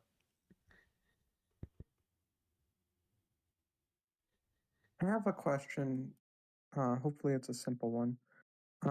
So, if one decides to become a monk and they have skills that they have developed where they can benefit people in various industries like healthcare or what have you, and they want to have part of their generosity be sharing those skills, is that something they're able to do, or do they have to detach entirely from the skills that they've developed? No, it's very important and very welcomed. So, any potential monks who are health professionals, technology professionals, billionaires or millionaires, send me a message here on Discord. I'm here to help. And you can certainly, you know, ordain and do a lot of good in our group, in our organization. But it's a case, right? This life is a case. This breath is a case. This moment is a case. And that's what we have to deal with, right? And it's like we can almost become overwhelmed. We can have a panic attack by the realization of how real this case is, right? I mean, that's why a lot of people have anxiety or panic attacks, because it's like this vibrancy, this intensity, this sharpness of the reality, the depth of what's happening right now gets so strong, and we're not gentle enough, loving enough, open enough to hold that in a compassionate way, and it overwhelms us, right? We feel fear, we feel anxiety. But it is a case. And so whatever different tradition or organization that you get involved with, it's going to have a different setup, right? So the Ajahn Chah tradition, the answer for you is definitely no. get rid of all your stuff. We don't want none of that. Same with the Plum Village tradition to a large extent, unless you're an artist. If you're an artist, then they can work with you. But if it's for medical care, then that's not something they really offer. In Tabarwa, in our organization, we're working to build structures for housing people with disabilities, single mothers, orphanages. We are providing health care freely to many people in Myanmar and in other places of the world. So all the skills that you have are really important for this methodology. And this methodology of practice, this meditation method in Tabarwa, is doing good deeds with mindfulness and detachment, limitlessly, more and more. That's our method. So whatever special capacities you have to do good deeds, that's ideal. Because we're not just concerned with ourselves. It's a little bit of a kind of Mahayana type organization, or a bodhisattva minded type organization, in that we don't just practice for ourselves, but we practice for all.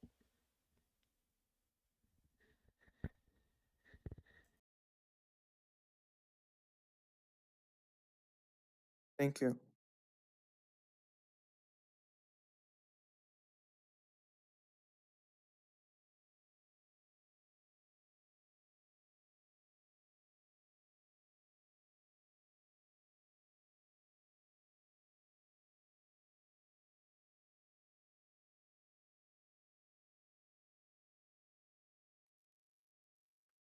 Any other questions? Any questions So on YouTube? Go ahead, Josh. I have, yeah. So if you're married and you're in a situation where they are not fully independent yet, they're working on it, but they're not quite there, is it okay to become a monk? It feels, again, irresponsible.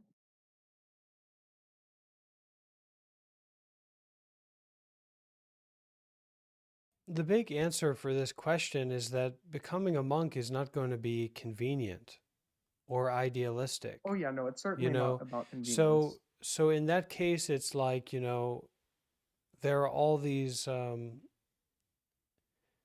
like, do you want to go to hell? What's keeping you from going to hell? You shouldn't put becoming a monk or being a monk as being in some way fundamentally different from going to hell. And are you ready to go to hell? And if you are, well, that's a strange situation that you're in. Most people don't want to go to hell. And when you get to hell, you can expect that it's going to be very, very difficult. So the mindset, what kind of mindset, right, is willing to go to hell when it's not necessary, and then in getting there to experience a lot of difficulty and be in an unknown place? Why would someone want to do that? Why would someone want to become a monk? Understanding that it's going to be difficult, understanding that it's not going to be idealistic in any way. Okay, that makes sense. Yeah. And that's really the mindset you have to have. I'm ready to go to hell, And that's when you'll be sure that you're a prime candidate for ordination. All right. And usually the people who are ready to go to hell are very familiar with hell. So they're open to it, right? They're like, well, if I'm going to I'm already kind of in hell, so I think it's, I can deal with this. It's strange to say it that way, but it is somehow there's a lot of clarity in that approach, because it roots out all that idealism, right? And a lot of the questions we have are like, oh, I'm going to become a monk and somehow my life is going to be better or more fulfilled or more convenient. I'm going to be able to help more people. But consider, okay, all that maybe is true in hell. I don't know. Somehow there's some clarity there. No, I that like that. actually gave a ton of clarity, because you can still help just as much and you can be just as present without fully ordaining necessarily. It's a different path. And it's a training path as well. So if you ordain and you haven't, like, you're not open to having a teacher or a master, or that's somehow like something you're mulling over in your head, you're going on a very strange path, right? Because once we Can you ordain, have a teacher without becoming of ordained? course you can, yeah. But when you ordain, you're joining a hierarchy, That and makes sense. and Yeah. usually you're ordaining in a tradition that has a teacher, like a formal teacher, and so you'll be following them, and there will be people that are more senior and more involved in the tradition, and you're cooperating with them, especially because of the nature of Southeast Asian culture. It's very patriarchal, but it also has a lot of matriarchal aspects as well. You need to be ready to cooperate with people through that, like, hierarchy. And you'll fail, but you'll learn from that experience and learn how to use it to That's true. benefit Thank you so yourself much for and the insight. benefit others. Yeah.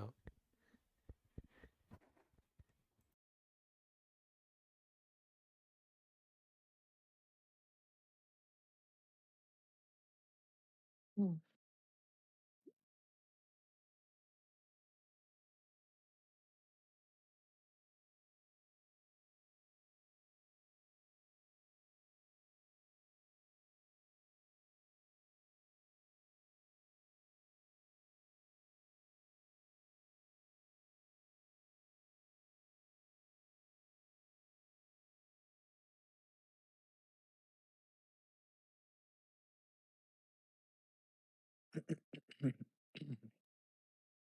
I thought monks had 3 robes and that was it.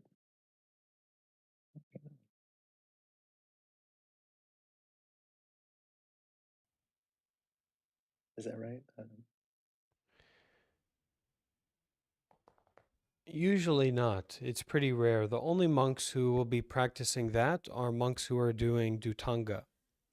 So, Dhutanga is a set of 10 practices that the Buddha allowed for, like, asceticism, for ascetic practice. So, I've done it in Myanmar, um, and I know monks that have done it for longer term. And so at that time, you're kind of wandering, and there's 10 different allowances of asceticism that we can do, because the Buddha didn't teach, like, he practiced with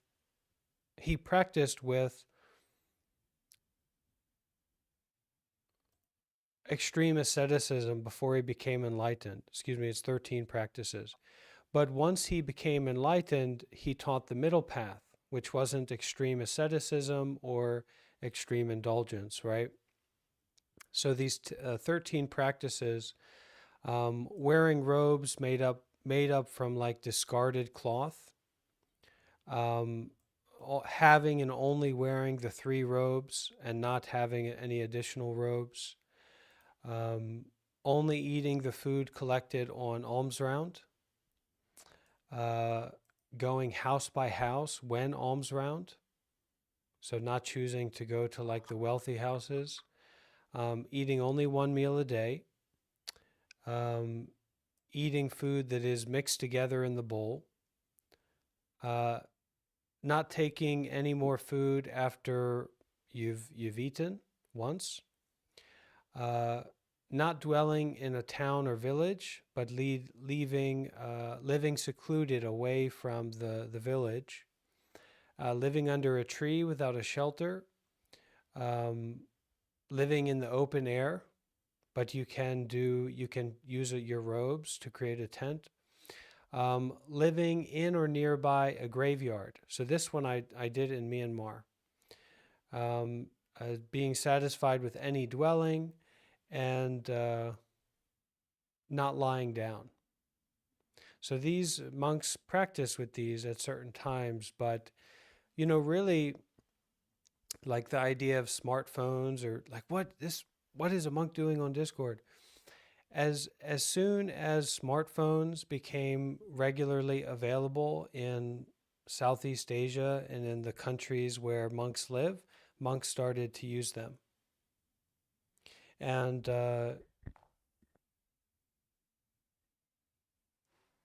I think it's important that the Bhikshu Sangha and the Bhikshuni Sangha modernize and are more progressive and are more open, and to do all kinds of good deeds, right? Because detachment is not rejection. We can use all kinds of things without attaching to them. But if we reject these things, then it is also just can be another form of attachment. So you can use it or not use it, but don't be idealistic about if you use something or don't use something, that correlates with desire or aversion, because it doesn't. It's just like you may have a perception that someone is angry, or you might have a perception that someone is egoic in some way. That doesn't mean anything, except that you've had a perception. And when we work in like a spiritual framework, not leaving out our common sense, right?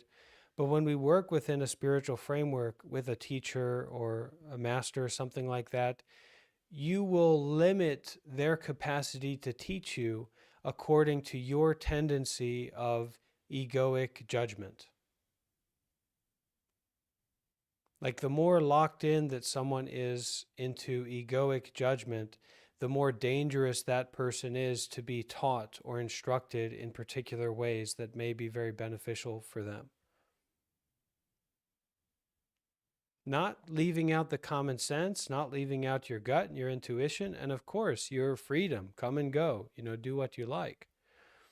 But really being open to not relying so much on egoic judgments about the teacher, about the instructor, but just try and practice and see what your experience is, see how you feel the next day, see how things are going,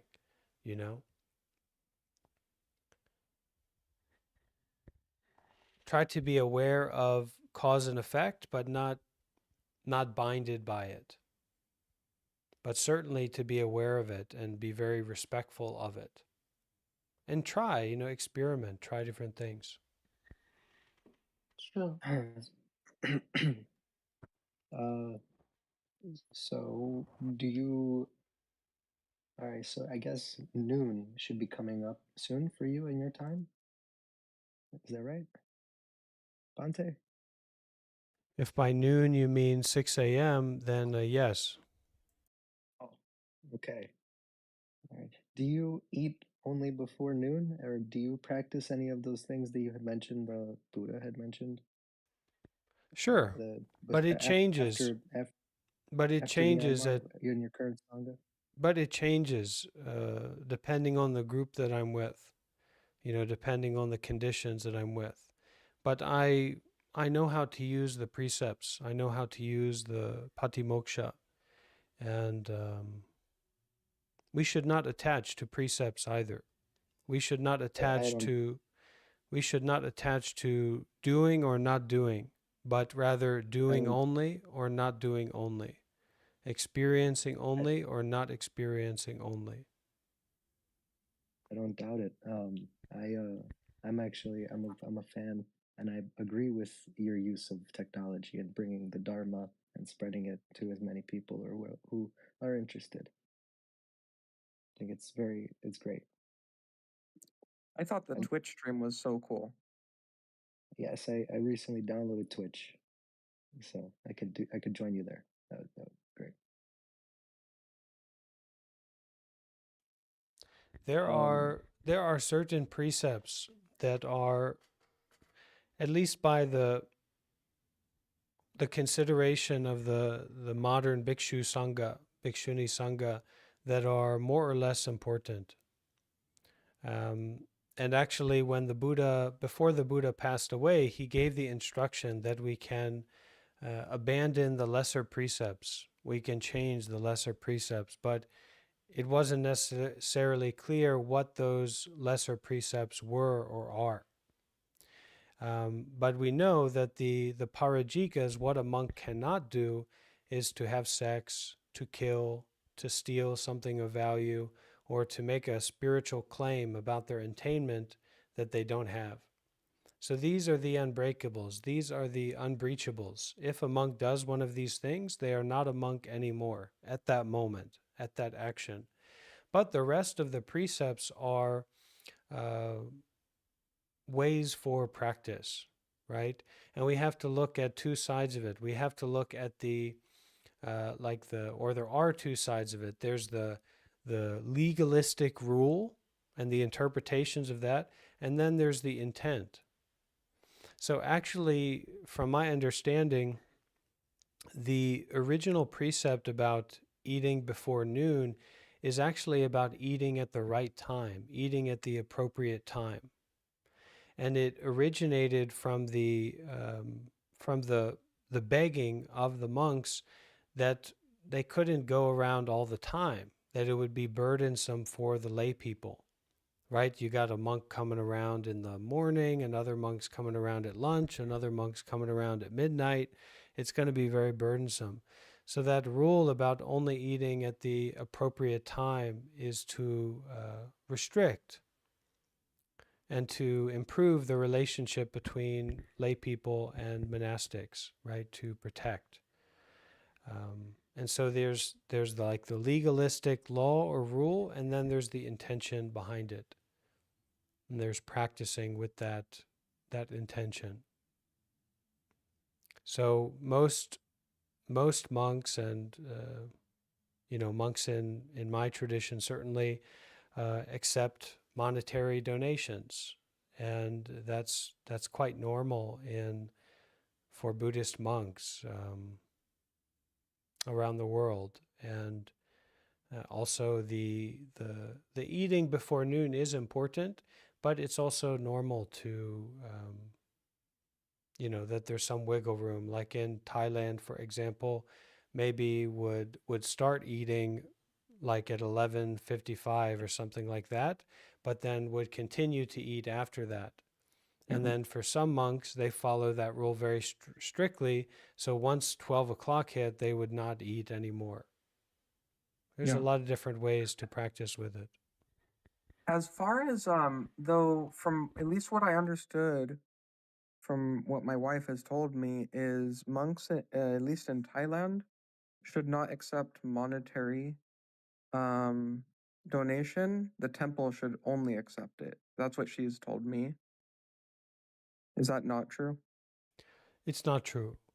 Should is very open. I don't know what people should or shouldn't do. There's definitely a lot of merit to monks not using money, but the only way that will usually happen is if the monk has a kapiya. So basically, the monk will have a follower, a yogi, that stays with them all the time. And then whenever the monk receives some kind of donation, financial donation or otherwise, the kapiya or the representative receives it and manages it and then takes care of the monk's needs. But most monks don't have that in the modern world because people are just a little bit different now. And most temples and most monks use and accept money, certainly in Thailand and Myanmar. Oh no, temples certainly. I didn't realize that monks also accept money. That's awesome. I don't know that it's awesome, but it's normal. Well, no, it's awesome if you are in the situation to give money, and to know that a monk can accept it, There are some temples that are very strict and that won't do that, and some monks that won't do that, but they are by far the outlier, the unusual case. And it's great if they're practicing that way. It's really good, definitely and try to they'll be very support them in clear other ways. if you offer and they say no. So Yeah.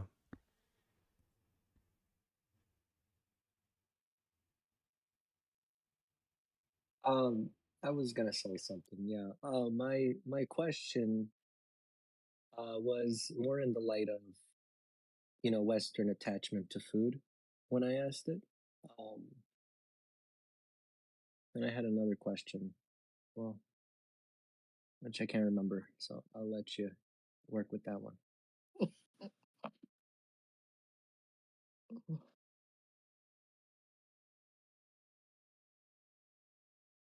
is that only a Western attachment though? No, no, it's not. No, we all humans have, you know, we get comfort from food, and it's an attachment. And I'll let Usually, Bhante answer.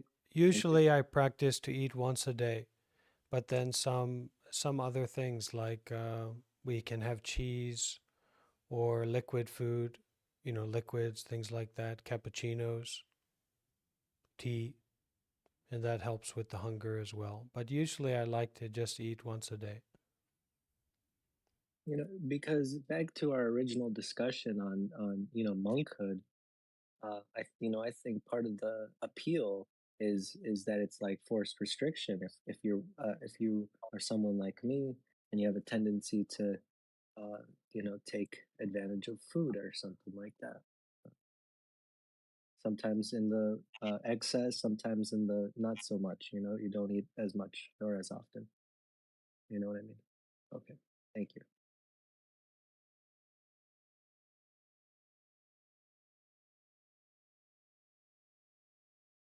You know what I find that where I will have a problem? I'm very picky,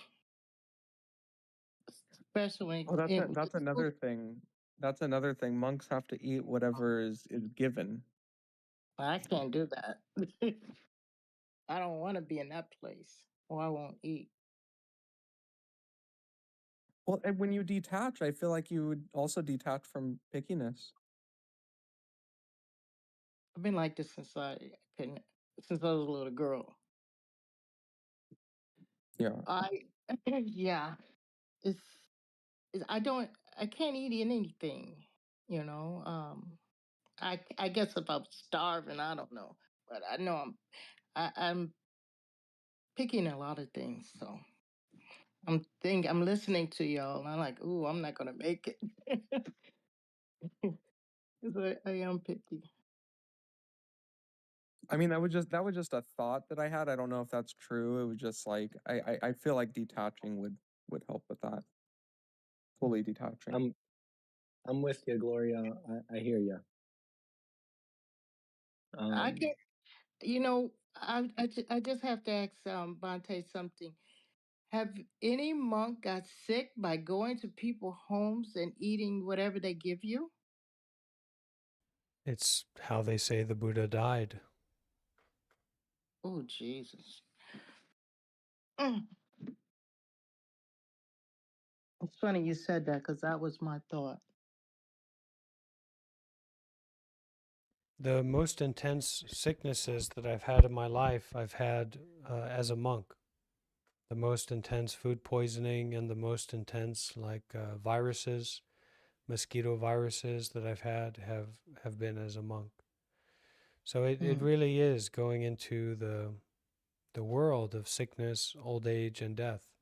And it is very difficult in a lot of different ways, especially at the beginning. It gets less difficult the more you have experience. But, the night that I ordained, the night of the day where I became a monk, I was hospitalized, for a week or more with food poisoning.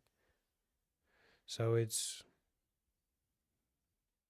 I Mm. mean, that's why there's not more Western monks, why there's not more people ordaining. And sometimes people do ordain, but they don't stay as monks for a very long time. They cannot sustain their monastic life.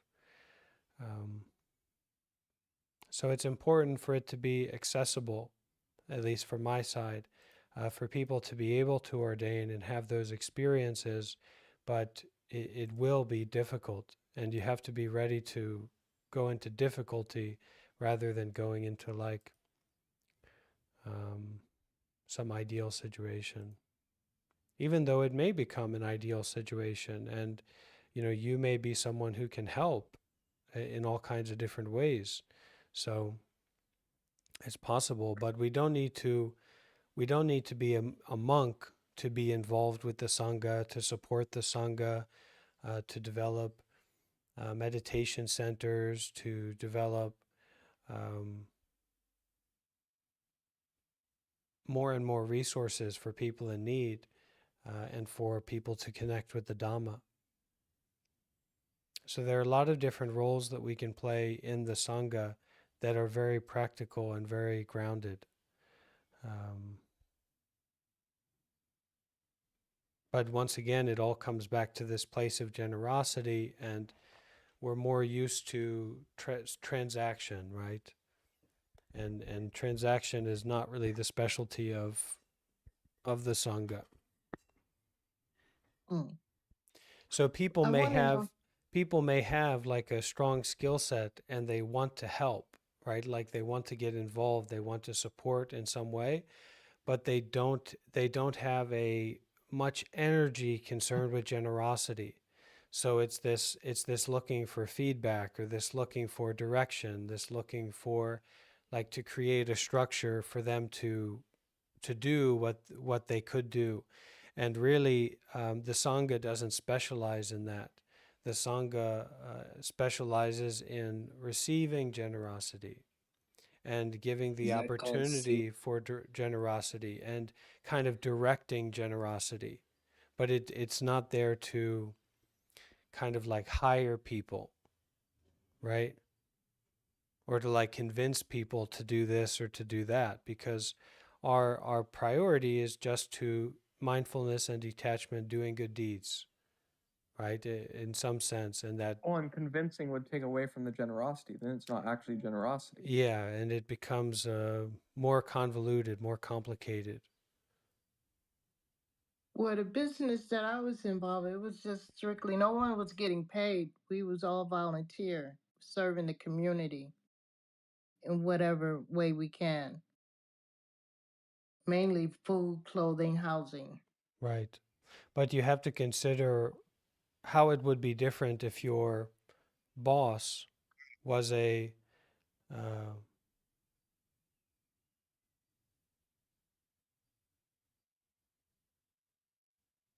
Did you like freeze?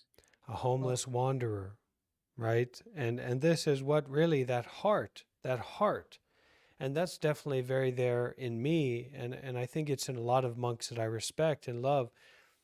Now you've got a boss, so to speak, who's a homeless wanderer, and that's what their heart is. That's what their love and their direction is for, and they want to help and they want to support and develop, but also there's a core of being a homeless wanderer there. So naturally, a homeless wanderer is not going to try and convince you of anything or manage things in the way that a business person or a householder would have, right? And that's why that quality of generosity is essential to the involvement with the Sangha. Because but otherwise my it won't be clear. There you might have that idea, that intention, but you'll be like, what do I do? What do I do? And you're looking for someone to tell you what to do. Be generous. And if that quality is really there and deep, then that I or some other member of the Sangha may be able to give an idea and say, oh, you could do this. But also you can consider for yourself what you could do, and then you can offer, right? It's like when we approach a monk, we shouldn't use the word want. So if someone were to come up to my room, and I don't know, maybe I'm in a little bit of a strong-minded mood, right? And say, do you desire some tea? Well, no, I don't want some tea. That doesn't mean I wouldn't accept tea, right? And it's just pointing to these kind of subtleties in how transaction or doing work is different from generosity. Do you want this? No, I don't want this. But it doesn't mean that you can't offer it, that you can't share it, that you can't give it in a non-transactional way. Giving away, offering out, and giving away and offering out, not just what you found on the floor, not just what you threw together, the leftover, the remnants of your tea, hey, you want this? No. You something that's precious, something that's valuable, something that's brought together in a beautiful and wonderful way, and then offered, given away. I want to That's how ask you you something. do it. I have many bosses, you know, and I have respect for boss. As long as they don't cross the line. But I have respect for boss because, Do you have respect for bosses or for leaders? well, leaders, I mean, and it depends on, the community in YPD, we call them bosses. The organizations, we call them leaders, right? Okay. And Yeah. and I've learned a lot from them, and I just wanted to know because he just uh, brought to my attention. If, say, for instance, I have my own business, right, and I do these things, where do he fit in, the monk? Without me, the only way I could see it, I'd be generous to his organization. But where is his? How is he contributing in a way? Even though the organization, I call it 510c3, we doing things for him or her. Um, what is he giving back himself to the community? He just exists? I don't know. And I didn't think about that until he presented his stuff just now, that if he's a wandering monk and he's the leader and stuff like that, what is he going to give back as we give it to him as well?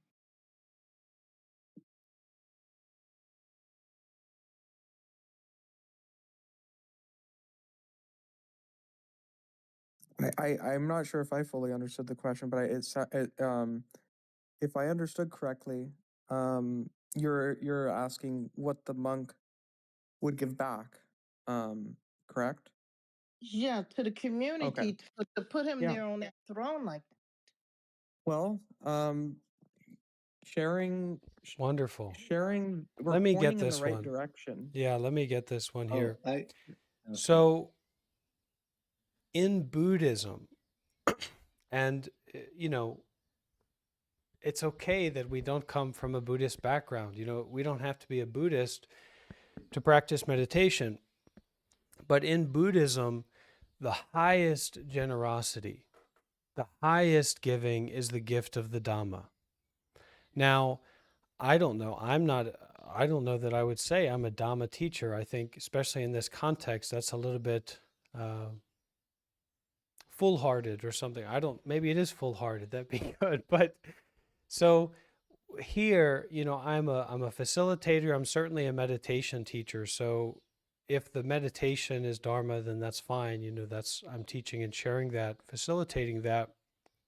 But when we read these Buddhist texts, when we have the opportunity for commentary, when a monk gives teachings, this is considered one of the greatest gifts and one of the greatest offerings that can be given, right? Oh, okay. And Yeah. we may not, that may not be immediately clear because it's in terms of the mind rather than material.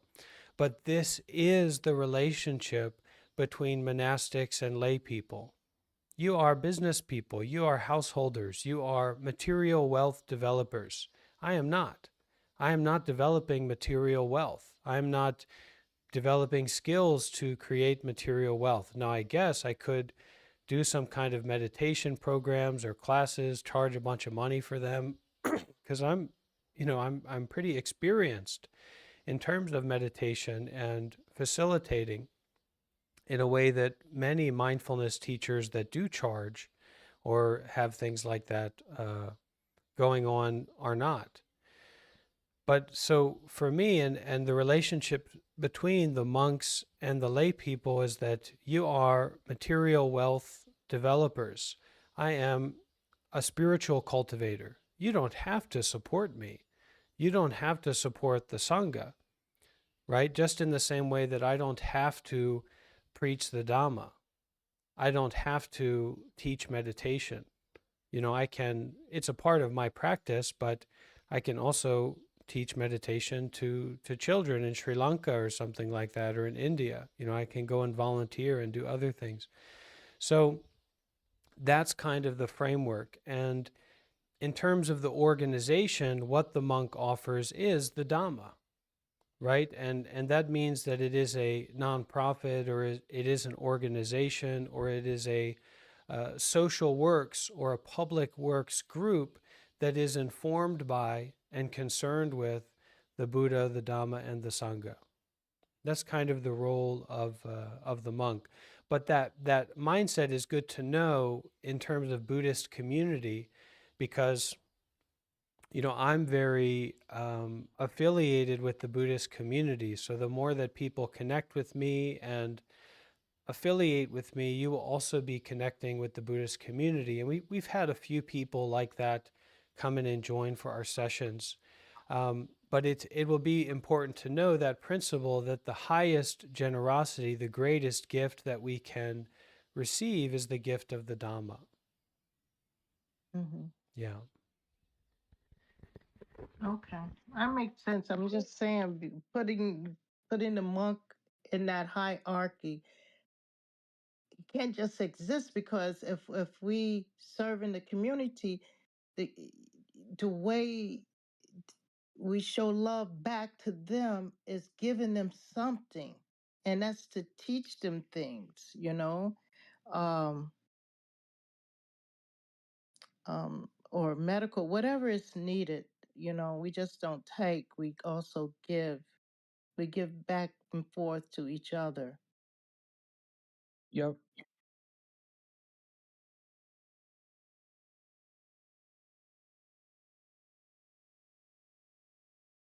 Of course. Of course. That Dhamma is to untangle, right? To come across right view, not someone, not permanent, not satisfactory. This idea, this story, this situation. And in that not satisfactory, maybe that's not like this nihilism or this sinking into, oh, this, I'm not satisfied. But it's this push to awaken. It's this push to help, to transform, to Yes. remember, right? And I can see that would turn out to be very beautiful, because they show I dealt with a lot of homeless, and they were so appreciative, and I try to find what they, things that they find, or they skills that they have, and just bring life back into them. They're so grateful, and I just still want to be able to continue that. I am on sabbatica because of, I think, 35 years of doing all this stuff, and I never gave myself any time. So I needed a break. But if I'm going to get up, start up, I'm going to change things a little bit, you know. I guess And I'd like to say something if that's all go right. ahead, hon. Go ahead. Okay. Um, I don't like being on stage. I don't like it. No, it's okay. Uh, let's see. In the spirit of non-attachment, or yeah, I got it. when we give a gift, sometimes we give the gift thinking that we're the giver, and then we put another person who we gave that gift to in like a box of being a receiver of the gift. Does that make sense? Yeah. And I think that we in this practice are aiming to not uh, give any kind of gifts at all. We don't with the practice of like taking well, I guess it's selfless action. It's if you're gonna give a gift, it's because you were going to give the gift, not because you're a gift giver. And if I'm mistaken, Bhante, please correct me. Thank you. It's like Thank you. it's like not attaching to it. Yeah, we say giving only, doing only, experiencing only. Don't add all the extra ingredients. Just the cream, just the giving, just the offering, just the freeing. And it's not, it's never about being perfect. It's about we learn through our experience what works and what doesn't. And think about that, you know, that term being an Indian giver. Horrible a racist term, right? A xenophobic, a genocidal term, being Indian giver, meaning you give something and then you ask for it back. It's not a transaction. Oh no, This that's not it. this giving, this offering that we practice as a Buddhist, right? As dana, as volunteering, as helping, as offering, it's not transactional, and it's helping us to connect with unconditionality, because it's a strange thing to do, right? You have something that's precious to you. You have something that's precious to you that you want, that belongs to I, me, mine. And you give it away. It's not kicking dirt. Oh, I was generous. I kicked some dirt. But you have something that's precious to you. And yes, it can be your time. It can be your body. It can be your mind. It can be your listening. It can be your seeing. It can be your presence. And generosity can become very joyous. It can become very enjoyable. So it's not about feeling bad, right? And you offer Yes, it out. You give away. You share. You free. Even though you're attached, you free. Even though you're stuck, even though it's mine, it's away. How? How can that happen? How can that work? So through the generosity, through doing good deeds, through volunteering, we become aware that there is a principle, there is a possibility for detachment even in attachment. And that's when If I we might add, recycle again and again and again. Release, release, release.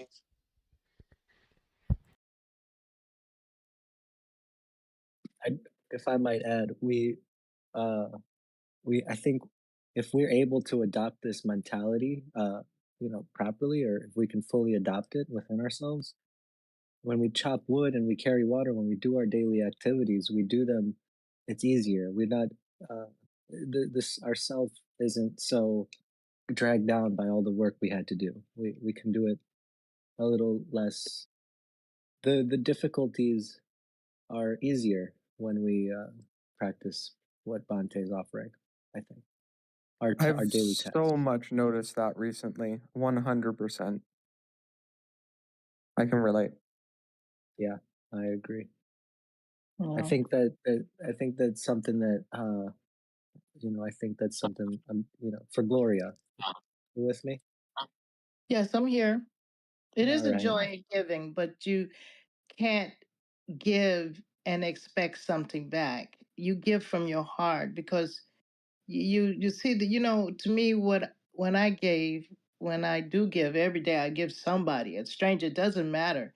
I right now I'm just dealing with homeless, not homeless people, but I'm dealing with disabled people or people that experience dementia, and it's a joy and they show appreciation. I don't expect anything from them. And this journey, I have noticed some people give to people that's in need, but they expect them to do something. you shouldn't have that attached to your giving. Yeah, I would say Yep. that would be wrong. Yeah, it is view. wrong. There are people like that, and it annoys me, because a lot that, especially when it comes to food or fixing a meal. Yeah, I even take my clients out, the ones that I can, to dinner, and it's on me, But it makes me feel good, and just to see that I'm here for you, that's my reward that I get out of it. But also in that journey, you do have to have boundaries too, because people will take advantage of you. It's also, but it is a beautiful journey to just be there for others.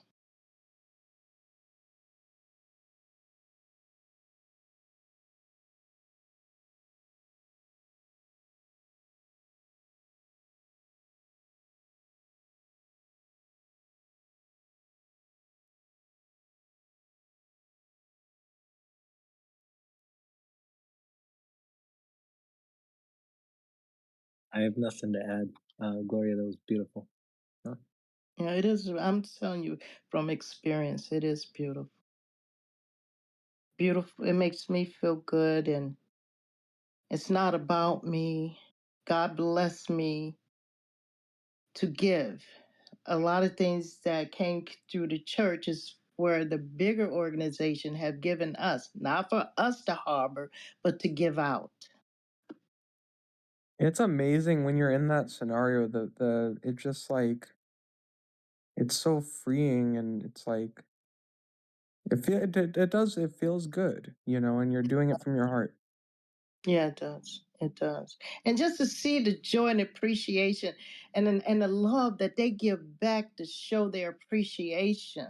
You know what I'm saying? It's a beautiful Yep. thing. Yep. It You truly know? is. Yeah, it definitely is.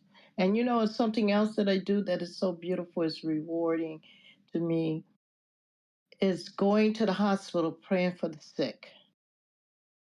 Or just sit with someone in the hospital because they don't get visitors, and listen to, just let them babble, Oh Just wow. Yeah. it's a beautiful thing. That's what keeps It me really going. is. Yeah. Yeah, yeah, And it's so simple. It's like just setting the intention in the right place, yeah, yeah. I think that's And a I, perfect description of dana, or giving. yeah. That And matches. I, if I think once I get up and I make my mind up in direction where I would go, would be my own business, or continue with I will still continue with other organizations because that's my connection. But I'm talking about doing something that I incorporated, um, because I want to. I don't want it to be dealing with politics and selfish people and people that think that they're above, because we all in this together, and There's I there's giving that is at least the way that I kind of look at it is there's giving that feels like it's taking like it's being taken from you, and there's giving that just it's a gift from your heart that you're giving, and it's adding. I try to yeah, stay away from the giving that feels like it's taking from me.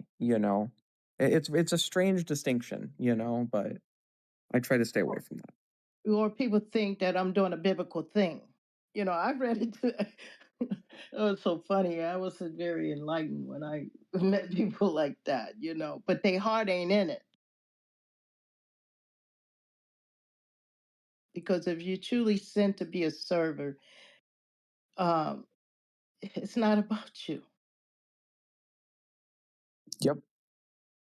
You know, and that's something that I say, that you have to be mindful in the group of people that you pick,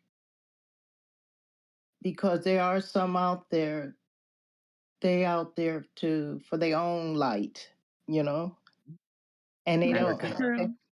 Their heart is not in it. on I'm It's working all on that That's where too the myself. discernment. That's where the discernment and the wisdom comes from. Comes in. yes, yes. And I think the reason why God chose that journey for me because He knew how He was preparing me for His people. Because I learned a lot on that journey, what not to do or not to become, you know. And it gives me peace. It gives me peace. Now, I'm not saying that everyone that I serve is a smooth sailing because there's a lot of mental illness out there. I have had training in that, not second and third level clinical training, but I have a little bit of training, and I have had on the job training. And you have to be patient, and you have to have sympathy. And if it's something that comes to you you cannot handle, well, there's other people that know more than you, and you just redirect that because you can hurt a person trying to help them and you clueless. You're just doing it to be doing it for your own Yeah, and I glory. understand from the sympathy perspective, but what about also completely detaching and using empathy? You have to. Yeah, That's the I think part. both are It's not important. about you. That's the I, part. It's not about you. You know what I'm saying? You exactly. you have to separate that, But or you I it's become think very both also are prideful. important. I think both the it's sympathy and the empathy. I Yeah, think it's a I think it's about when we're in like the presence of someone who's ill bound, you know. We've been in the presence of people who are, ill bound before, yes? yeah, but that's not easy. It's not Even, easy. It's not easy. yeah, even A a even big even for if for you me, feel. if I may, a big thing for me when I'm in the presence of someone who's ill or ill-bound, is that fear that it could happen to myself or something, which then puts a barrier between me and the person I may be trying to take care of or help at that moment, because I So am attached to this hopefully never happening to me, and oh God, and then there's a kind of detachment that's like it's like you know a detachment that's not necessarily the kind of detachment I think the Buddha was talking about. You know what I mean? It's like mhm. I detach from it because I'm so scared of the situation. I'm scared of the inevitable illness that I might come upon, and I'm seeing that right in front of me. You know, That- Yeah, but the that's all. enlightenment part about it is being aware. Being aware, you don't get attached to it because in my journey, it made me aware of being mindful of being putting, in self care of myself, but still doing the job because on that journey you learn a lot because you involved, but doesn't mean that you have to attach their situation to you. It's all kinds And of that's where it's possibilities. powerful. That full attachment or that full detachment and empathy to the point where you can actually have full empathy but not attached to it, Yes, you know. Yeah, yeah, I don't think you're going to survive if you're attached to it. Like when I did hospice, we know we yeah. come to live and to die, but what made me aware of is the suffering. And I show within learning the suffering, I become more I had more compassion, and I was mindful how I relate to them because it's just a matter of time for them to pass away, and I want them to pass away to let them know that someone cared, someone loved them, you know. So,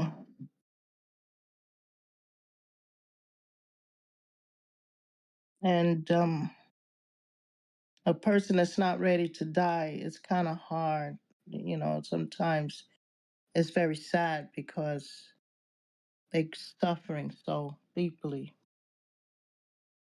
But you just don't get attached to it. You can't get attached. I think this is maybe the core of what I want to get out of Buddhism for myself. You know, it's all of what we just spoke on behalf of. Yes, that's why I'm here.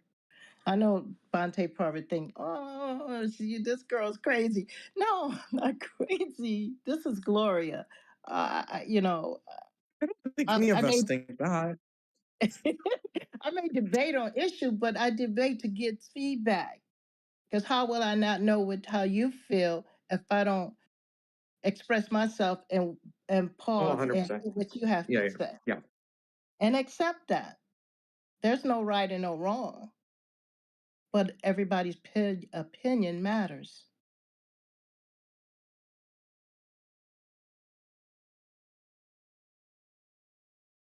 Well, with that mindset, Gloria, please never build me a temple. Don't worry, I ain't gonna get that. I ain't gonna have that much money. I don't. I don't know. It's just God's will. You know, I don't know nothing but just the present moment. That's it. And if I could, I would.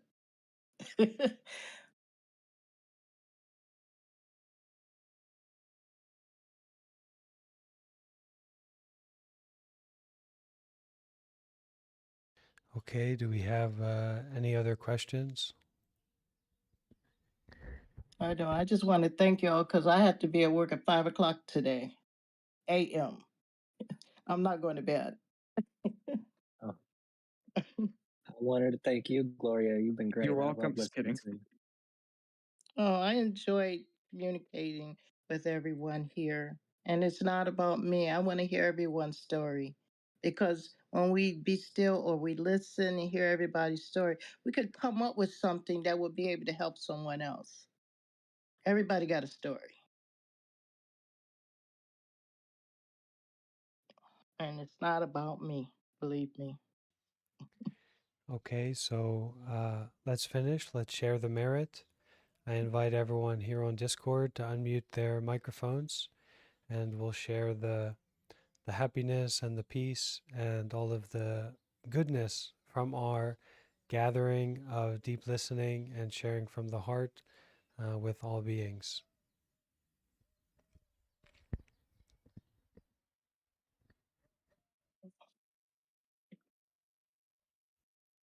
May all the merits that we have done till now May May all all the merits May all the that we merits have that done we till now have done till now be dedicated and shared out with all beings. be be dedicated dedicated, be shared dedicated out and to all shared beings. out with all beings. May all beings receive, rejoice, and share in our merits. May all beings May all beings rejoice receive, and share rejoice, receive, and share in in our all merits. merits. May it be, May it be. May it be, May it be, may it be, may it be, may it be, may it may it be, truly be. may it truly, truly be. may it truly be. So I like, we can finish with these three sadhus, and it's really nice to, take a deep breath and really try to extend and express that sadhu. Sadhu means well done, and it's kind of a celebration. It's kind of a joy. So I invite everyone to breathe in deep and try and harmonize together with me in these three sadhus. Okay. Mm-hmm. All right. Okay. Deep breath. Sadhu.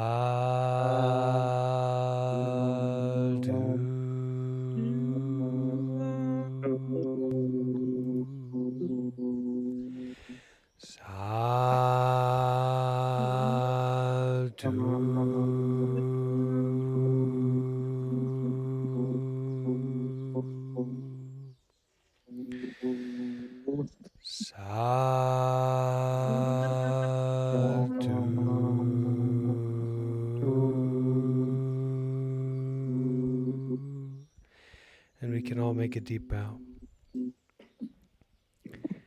Okay, dear Sangha, what a wonderful event this morning. Blessings, love and light, peace and happiness, and look forward to our continued practice together as a community. Okay, deep bow. Can't wait for the next one. Thank you. All right. Thank you, Bhante.